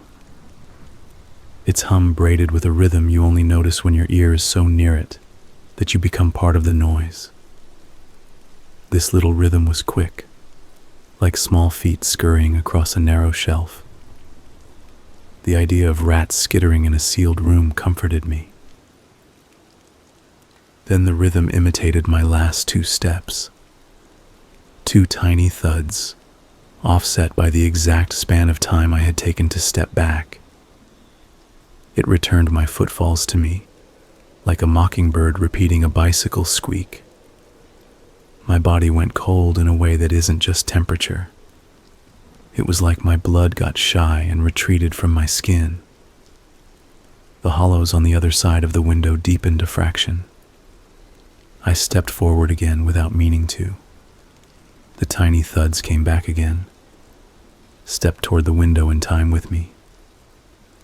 I placed my palm against the glass. The glass was old. It had that slight curve you see in old panes, the way it distorts the view into a faint funhouse. The temperature of it was wrong. The room was cool, but the glass radiated a gentle warmth, like something inside had been closer earlier and had just moved away. My breath fogged the pain. Where it fogged, the hollows sharpened, as if they liked the moisture. I imagined those hollows drinking my breath. The thought was unpleasant and also sweet. It is strange how many things we explore are a mixture of revulsion and desire. Curiosity is half hunger. The padlock clicked. I did not touch it. The lock twisted in its hasp, made a neat little spin like a coin tipping over, and then fell. It fell down, a small, contained sound, and struck the painted concrete floor. The impact echoed in the little corridor like a slap. I froze. The lock lay at my feet. The hasp lever swung open. The latch was free. I waited. Nothing else moved. A long second passed, then another. It would be absurd to pretend I wasn't going to open that door. I had come this far to say no to a door that unlocked itself. The line we draw for prudence kept moving in front of me like a fence built on wheels. I reached for the bar and pressed downward. The door opened. It did not swing. It slid inward a few inches like a drawer being nudged, and then stopped. The gap was just wide enough to fit my hand through. The brightness inside was not bright anymore. It was something else. A sort of clarity that made it impossible to tell how far away anything was. Have you ever put your face to a fogged window and seen the steam clear in a circle where your breath was? The scene beyond getting crisp at the edges as the condensation shrank. Picture the opposite. The circles of clarity receding as you try to focus. I slid my fingers into the gap. The air inside was not cold, not warm. It carried a tingle along my skin like the faintest hint of carbonation. I thought of sticking my hand into a stream, and then I thought of electricity, and I yanked back. My knuckles knocked the edge of the door, and the door slid open another inch, quietly, with a courtesy that felt rehearsed. I took a breath, the kind you take before stepping into an ocean. I looked at the shelves, at the chalk line, at the drain in the floor, at the padlock on the concrete. These are real, I said to myself, which is what people say when they are about to do something that makes the world less so. Then I stepped sideways, one leg then the other, and slipped through the gap. For a moment I thought I was standing in a white room. Then my eyes stopped forcing edges onto everything. It wasn't white. It was colorless, not empty, just uninterested in reflecting any color I knew. The walls, if there were walls, lacked seams. The floor was not a floor exactly, but a continuation of the surface that made up everything else, with a texture like the underside of smooth cardboard.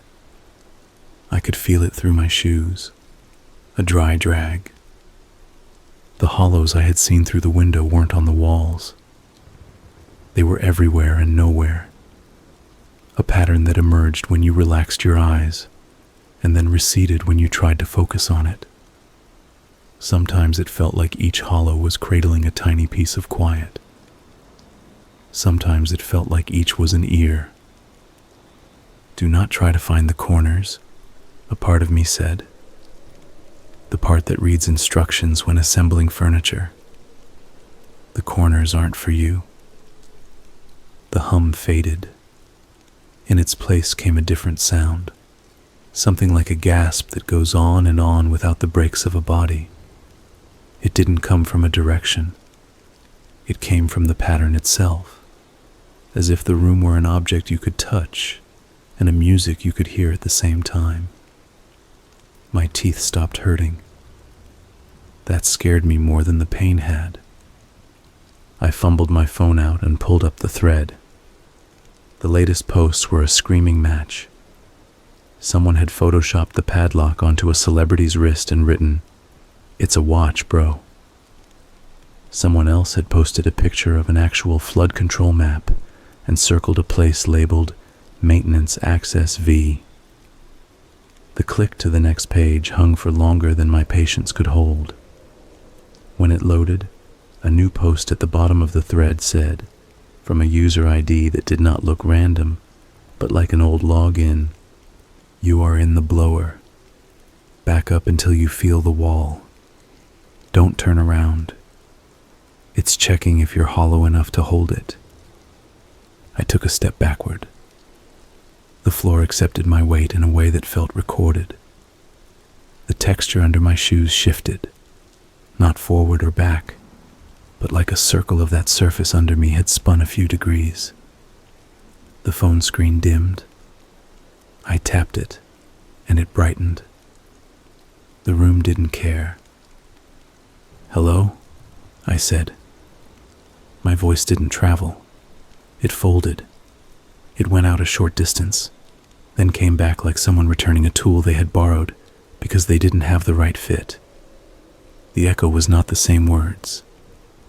It was the shape of them, emptied of vowels.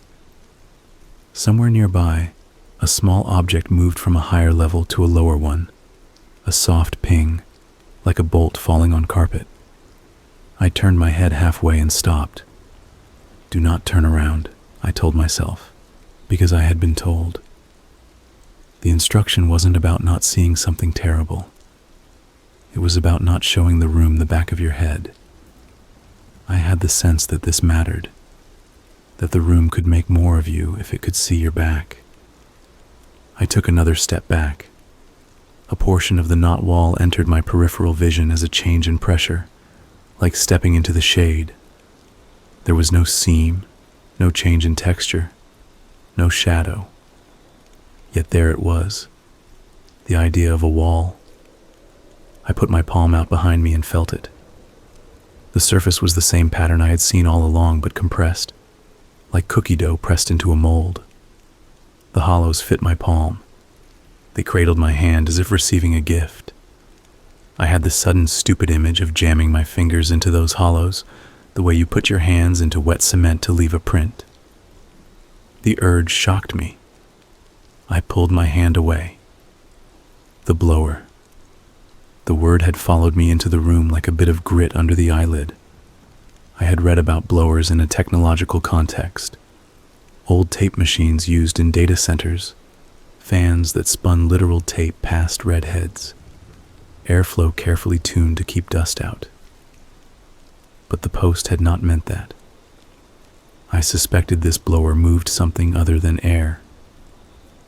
I tested my next step carefully and found that the floor matched me. It matched more than my step. It moved to the rhythm of my breath. I timed my inhalations in groups of 4 like a band kid and felt the room hum along, the way a singer harmonizes when they know the song better than you do. My phone vibrated. A new post had landed.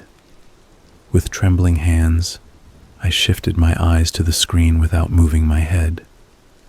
Do not ask it for anything. I had not intended to. But now that the instruction was in my head, a cascade of wishes rose up. Answers, fixes, the absence of certain sounds in the middle of the night, the ability to know who on the other end of the thread was actually alive, how long certain memories had actually been mine. There was no time to rehearse the list. The list had been waiting. I swallowed. The swallow felt like it went down a long gullet. I took one more step back and felt my heel touch the base of the knot wall. The surface there had a slight lip to it. I could wedge myself into the angle, keep my feet on something, keep my back against the pattern. The room breath gasp sighed through me, and for a moment my thoughts stopped. I say this in a literal sense. There were no words. There was only the sensation of being turned slowly, gently, not by hands, but by attention. The way a sunflower turns to follow the sun. I had a flash of the thread, of the original poster approaching this same door. I thought of the padlock clicking free. I thought of the way the hum had mirrored my steps. I thought, it has been practicing. It is better at us now. It has learned that when we feel our teeth, we run. So it learned to let the sensation go away. A cold clarity returned. I put my palm flat against the knot wall and pushed. The wall flexed minutely and then held. I slid along it sideways, shuffling, not turning. In my peripheral vision, the rectangle of the doorway came into view, the uniformity of the knot room giving way to the imperfect paint of the outside corridor. The contrast was dizzying. It was like going from an anechoic chamber into a warehouse. The drywall and metal that made up the hallway were clumsy. They reflected and scattered. The knot room hated reflection. It liked to absorb. I reached the gap in the door and slipped through without turning my head. I moved like a dancer, elbows tight, chin forward, spine straight. The instant my shoes crossed the threshold, the hum bumped back up a few notches. It felt like the floor behind me exhaled a breath it had been holding for me. I pulled the door closed with the fingertips of my right hand. As the latch clicked, the padlock on the ground twitched. It did not jump. It rolled a quarter inch and then stopped, as if deciding whether to be magnetized. I backed away until I felt safe to turn. When I did, the hallway looked the same as before. The air was just air. The chalk line looked like a clumsy mark again. The drain still had its rust ring, but the window in the door had gone translucent. Not frosted, not fogged by breath. Translucent as if the glass were drowning from the inside. Standing there, listening to the hum settle into ordinary reality, I realized I had left something in the not room. Not a physical object. My body was fully present. Phone, keys, the small folding knife I saved more times than I used, all there. The thing I had left was a silence that had once lived at the base of my skull. A small, clean place that I used to sit in when the world got loud. I tried to access it the way you try to access a memory like a favorite smell. Old books, your grandmother's coat closet, and found only a thin echo. The room had taken that. It had not eaten it. It had learned it and copied it. It had practiced me. I checked the thread again with fingers that now trembled from anger rather than fear. At the bottom, an image had loaded. It was a photo of the chain-link fence at dawn. Through the fence, a figure stood silhouetted against the square of the culvert's mouth. It was a person, I think. Hard to be sure. The figure looked hunched, like someone whose spine had learned a new curve. The caption read, "It likes mirrors, but not of light. Mirrors of behavior. If you go in, it goes out." The user ID was the same as the one that had told me to feel my teeth and about the blower. I clicked it. The board loaded a string of previous posts, going back months, then years, then stopping at a thread I recognized from old screenshots I'd seen of Rook's thread. The user had posted there too, in the moments before the archivists lost the images. The words were the same tone: spare, practical, gently despairing, as if engineered prose. I read the new comment again. If you go in, it goes out. I ran. The chain link slap sang as I shouldered through the cut.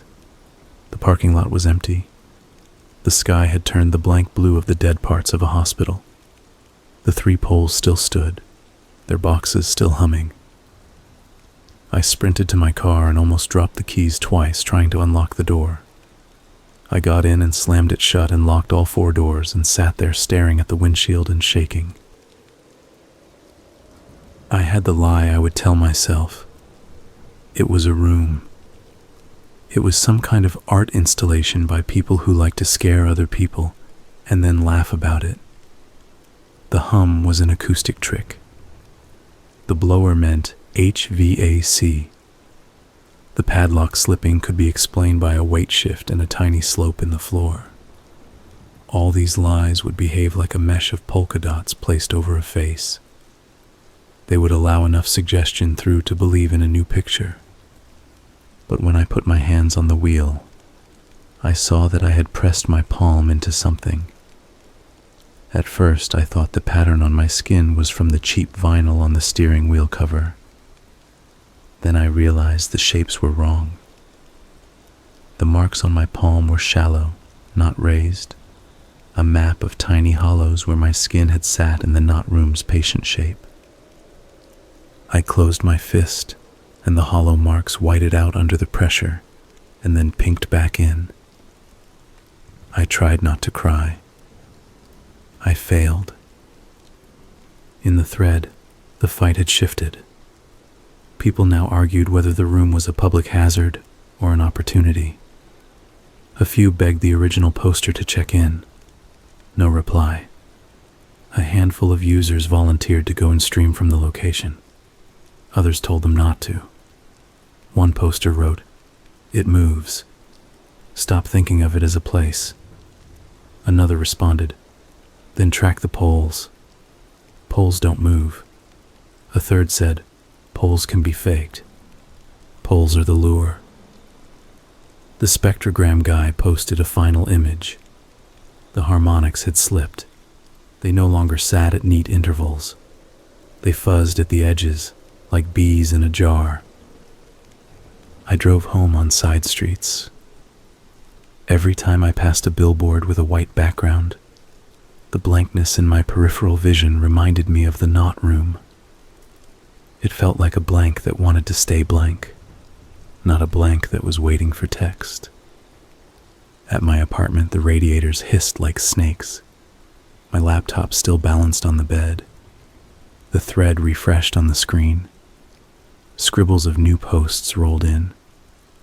Someone posted a short, clear video of the culvert from the fence line. Dawn had shifted to morning. Traffic on the nearby road added a veneer of normality I could almost trust. The pole boxes hummed in the audio as a zippery whine. About 20 seconds in, the video tilted, as if the person holding the camera had looked down. The frame caught a glimpse of the ground at the videographer's feet. There was a boot. The boot had print marks in the dust around it. The print marks were not from the boot. They were small. The pattern looked like my palm. The videographer moved the camera back up and filmed the culvert entrance again. The mouth was just a mouth. The darkness beyond it looked ordinary. Then the camera fisheyed briefly as if a field around the lens had flexed. A shape leaned out of the shadow, something the size of a person's torso, but without the vertical organization a torso requires. The shadows around it became darker, and the area in front of it became brighter, a lensing of time rather than light. The audio crisped for a second, and I heard my own voice say, "Hello?" in the toneless shape of words emptied. The videographer swore. The frame shook. The video cut off. Underneath, the poster wrote, "Did you hear that?" It copied her old clip. The replies were a mix of yes and no. Some people heard one voice. Some heard many. A few wrote that they heard nothing at all. The day moved around me. I did not move much. I read every new post with a kind of caution you reserve for checking the door peephole after a knock. Late in the afternoon, the original post's ID flashed. A new comment appeared, only 4 words long. "Padlock is on again." I stared at it for a long time, longer than any reasonable person would. The words did not say that the poster was okay. They did not say where the poster was. They said the padlock had returned, that it was on again, which suggested either someone had put it back, or the system had reset itself, or the room had learned how to close its own latch. A few hours later, another clip. The tone slid up and down, more confident. The spectrogram guy posted an image and wrote, "It's adapting. The 19 hertz spacing is now a curve. It's mapping our hearing." Another user posted the same algorithm to cancel the harmonics, but with a new line that worried me. The new line didn't cancel. It attenuated. The difference between cancel and attenuate is the difference between stop and slow down. I imagined an engineer somewhere deciding to slow a fall rather than prevent it. The thread reached a kind of stable chaos after that. People came and went. Some left long stories of rooms that never ended. Some wrote about being kids and hiding in the silence inside the school's stairwell when they needed to cry. A few posted coordinates to other culverts in other cities. Some of those coordinates led to empty fields. A handful led to other hums. Over the next week, the poles appeared in 3 more places. In one city, security companies quietly installed new cameras around them. In another, the poles were vandalized and the boxes stolen. The hum there shifted frequency, went brighter, then dulled like a cut flower. In my city, the fence around the channel got new signs that referenced an agency no one could trace. The signs warned of low oxygen levels in confined spaces. The wording was legally correct and spiritually wrong. On the 7th day after my visit, I got a direct message on a dead forum I hadn't logged into in 2 years. The sender's username was Rook. This should not have been possible. The forum software marked the private message with a timestamp that didn't match the server's clock or my machine's. The message itself was short. It said, "You're in the index now. Avoid mirrored surfaces without texture. Use only cheap glass and keep your fingers on it. If it's smooth, it can map you. The blower is not new. It's how they move a profile across places. It takes a while to learn you. Don't feed it routine. Be technical with yourself. Leave gaps." The phrases "mirrored surfaces without texture" and "keep your fingers on it" sat in my mouth like stones. I walked to the bathroom and looked at my mirror. It was cheap. The silvering at the edges had started to bubble. The surface held the faintly abrasive feel of low-quality cleaning solutions scrubbed into it for years. I thought of all the times I'd left the bathroom lights off and seen my reflection as a floating shape. I thought of the not room breathing. I turned the mirror around and leaned it against the wall. My bathroom got smaller by 3 inches but felt safer. I stopped watching videos in full screen. I started keeping a finger on my phone screen when watching anything for longer than a minute. The oil from my skin left a smear that annoyed me and quieted me. This is the kind of accommodation you make when you realize the world has a new animal, and you do not yet know if it is trash raccoon or tiger. 2 nights later, around 3 in the morning, I woke up to the sound of my radiators clinking in an unfamiliar pattern. It took me a minute of bleary listening to realize the pattern was not unfamiliar. It was my footfalls, repeated at the same distance they had been when I stepped away from the door. There were other sounds layered beneath, so faint that I would have missed them if the room had been louder. The soft ping of a small object dropping at irregular intervals, like tiny things being tested for gravity. I got out of bed. The laptop glowed on the desk. I touched the aluminum lid. The metal felt warm. The thread had posted an image in my absence. It was not a photo.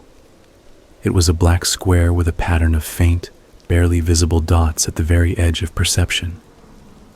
If you turned your screen brightness up, the dots disappeared. If you turned it down, they multiplied. When I leaned in close, I saw that the dots weren't dots. They were hollows, a negative of dots. The image was a joke and a warning, the same way a no trespassing sign is both. The caption read, "Don't scale your windows." I clicked the original poster's ID again. A new post had appeared while I slept. 4 words again. "I am at home." People wrote cautious congratulations. They asked for proof. They asked whether home still felt like home. The poster did not reply. The next day, another short message. "My cat sleeps in the bathroom now." That comment should not have chilled me. Animals sleep in bathrooms all the time. Cats seek the cool tile. But combined with the cheap mirror advice, the idea scraped a line down my chest. The bathroom had become a closet for mirrors, a poor little monastery for reflections. The cat had chosen to sleep at the threshold to that small sanctuary. In the weeks that followed, I learned new habits. I stopped walking exactly the same route to the corner store. I started leaving 2 minutes early, and then killing one of those minutes standing at the bottom of my stairs, doing nothing.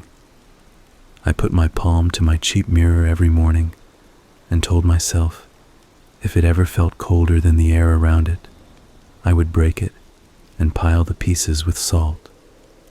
A ritual is a routine you do on purpose. What the blower wanted was routine you did by accident. Once, on an evening the color of dried blood, I stood at the window and saw 3 men parked across the street in a van. This is the kind of thing paranoid minds manufacture. But the men in that van had the wrong posture. They were too still. Even hunters fidget. These men held a silence that felt practiced. I went to the bathroom and sat on the floor, my back against the tub, and stared at the mirror. The cat, who wasn't mine, who was a stranger who came sometimes to check on me, sat next to my knee. An hour later, when I peered out again, the van was gone. Across the way, the lights in the building opposite me flickered. The flicker had a frequency that felt expensive. I have not gone back to the culvert. Others have. They post stills and videos and pseudo-technical treatises about acoustic husks and language cavities. The poles have appeared in 6 cities now. Some are vandalized the same day. Some are decorated with flowers. Some have guards. In one city, the poles were found inside a shopping mall, where the ventilation system made the hum inescapable unless you stuffed paper towels in the vents. Complaints from the mall's social media account asked customers to please stop inserting materials into the registers. The phrasing made me laugh because there was no other option but to laugh. Sometimes, late at night, I play the original clip again. I keep the volume very low, not because of my neighbors, because of what it does in my apartment. The tone slithers behind my ears and crisps the air. It pulls a memory up and out, like a magician removing string from his own thumb. The memory it likes to pull is not my strongest. It is some common Tuesday at 9 in the morning, when I sat at my desk and cracked a knuckle and stared at a spreadsheet, as if it would tell me its secret if I loved it long enough. The memory is tedious and beautiful, the way the shadow of a chain-link fence glides across a sidewalk and makes it look like the ocean. I think of the blower and its rooms that are not rooms, and I think of the way it tested my breath for rhythm. It wants our patterns. We want doors. This is the basic asymmetry. As children, we knock on walls hoping for hollow. The hollow knocks back when it is ready. A few weeks ago, the original poster wrote an update that almost no one believed. It read, "It's cleaner now. The padlock doesn't fall. It whispers from the sink when the garbage disposal is off. It says hello like a new neighbor." The replies were, predictably, jokes. Someone said, "Name it. You have to name it." Someone else said, "Don't." A third posted a detailed ritual for cleansing a house that involved salt and bowls of water and a prayer in a language I could not place, with warning not to use perfectly smooth bowls. A day later, the original poster wrote back, "I did not name it. It named me. It got it wrong by 1 letter. That's how I know it's not me." The letter difference matters. I took heart in that error. Errors are evidence of friction. If the room were perfect, it would have gotten the letter right. If the blower were perfect, it wouldn't need the poles. This morning, before I began writing what you're reading, I stood in my kitchen with my hand on the cheap glass of the microwave door. My breath fogged a little circle. The circle shrank, leaving streaks.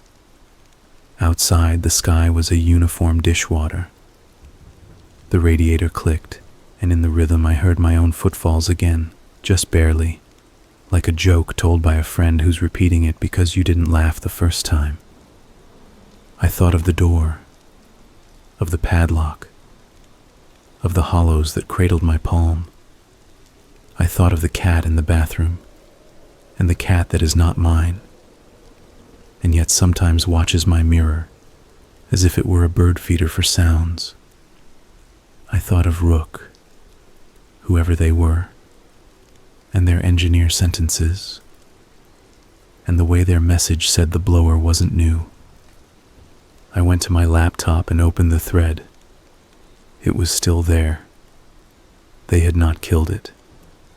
It was buried 10 pages deep behind political rage and handmade doom and photos of weird shadows in corners. But that's how real things hide. As I scrolled, the screen filled with a now familiar pattern of posts. Mockery, fear, bravado, the voice of experience trying to cut through.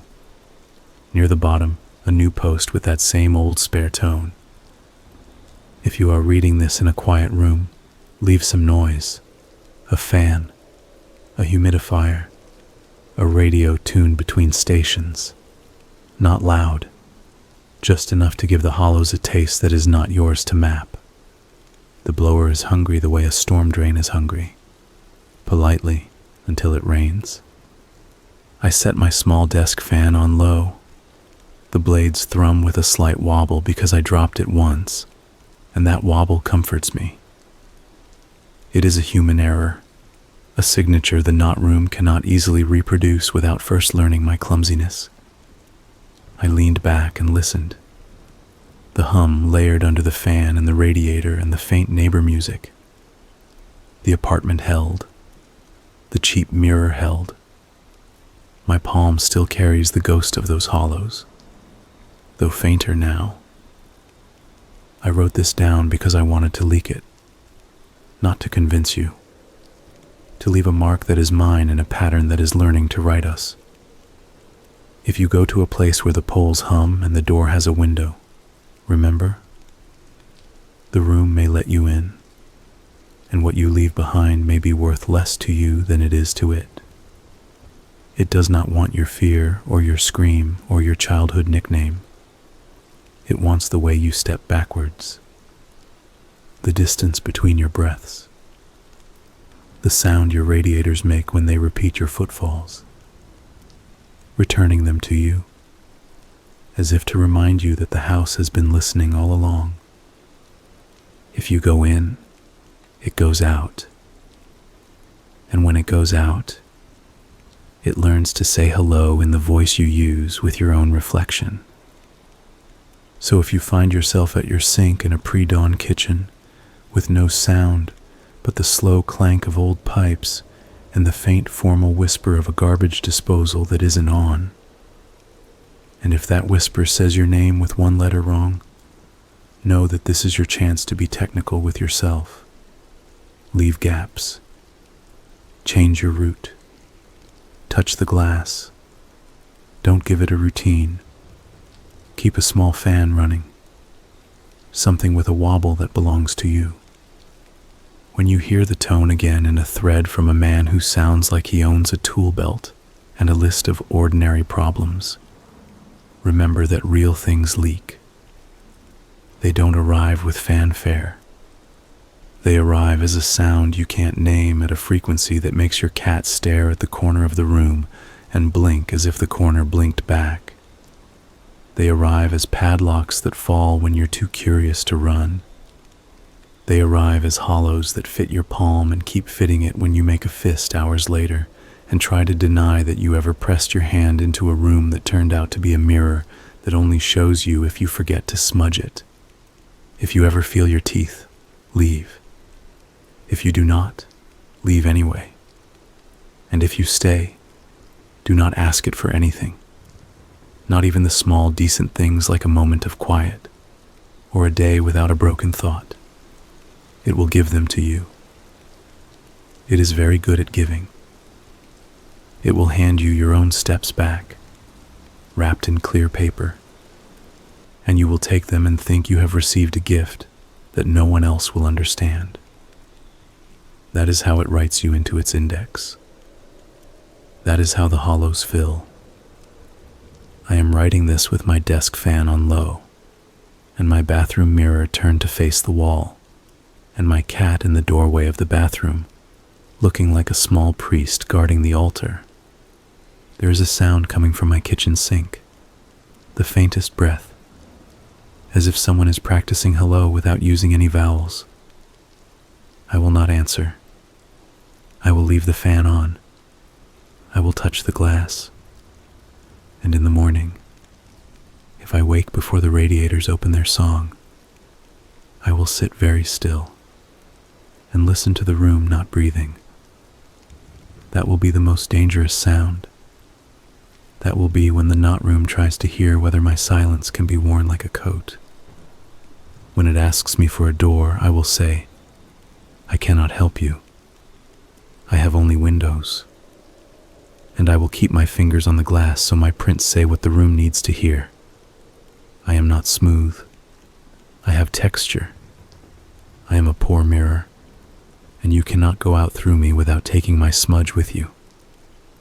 If you're reading this, set a small fan going. Let the hum be imperfect. Let it be human. Leave a gap, and if the thread survives the next purge, add your own leak. Not proof, not fame, just friction, just enough texture to keep the hollows hungry for something else.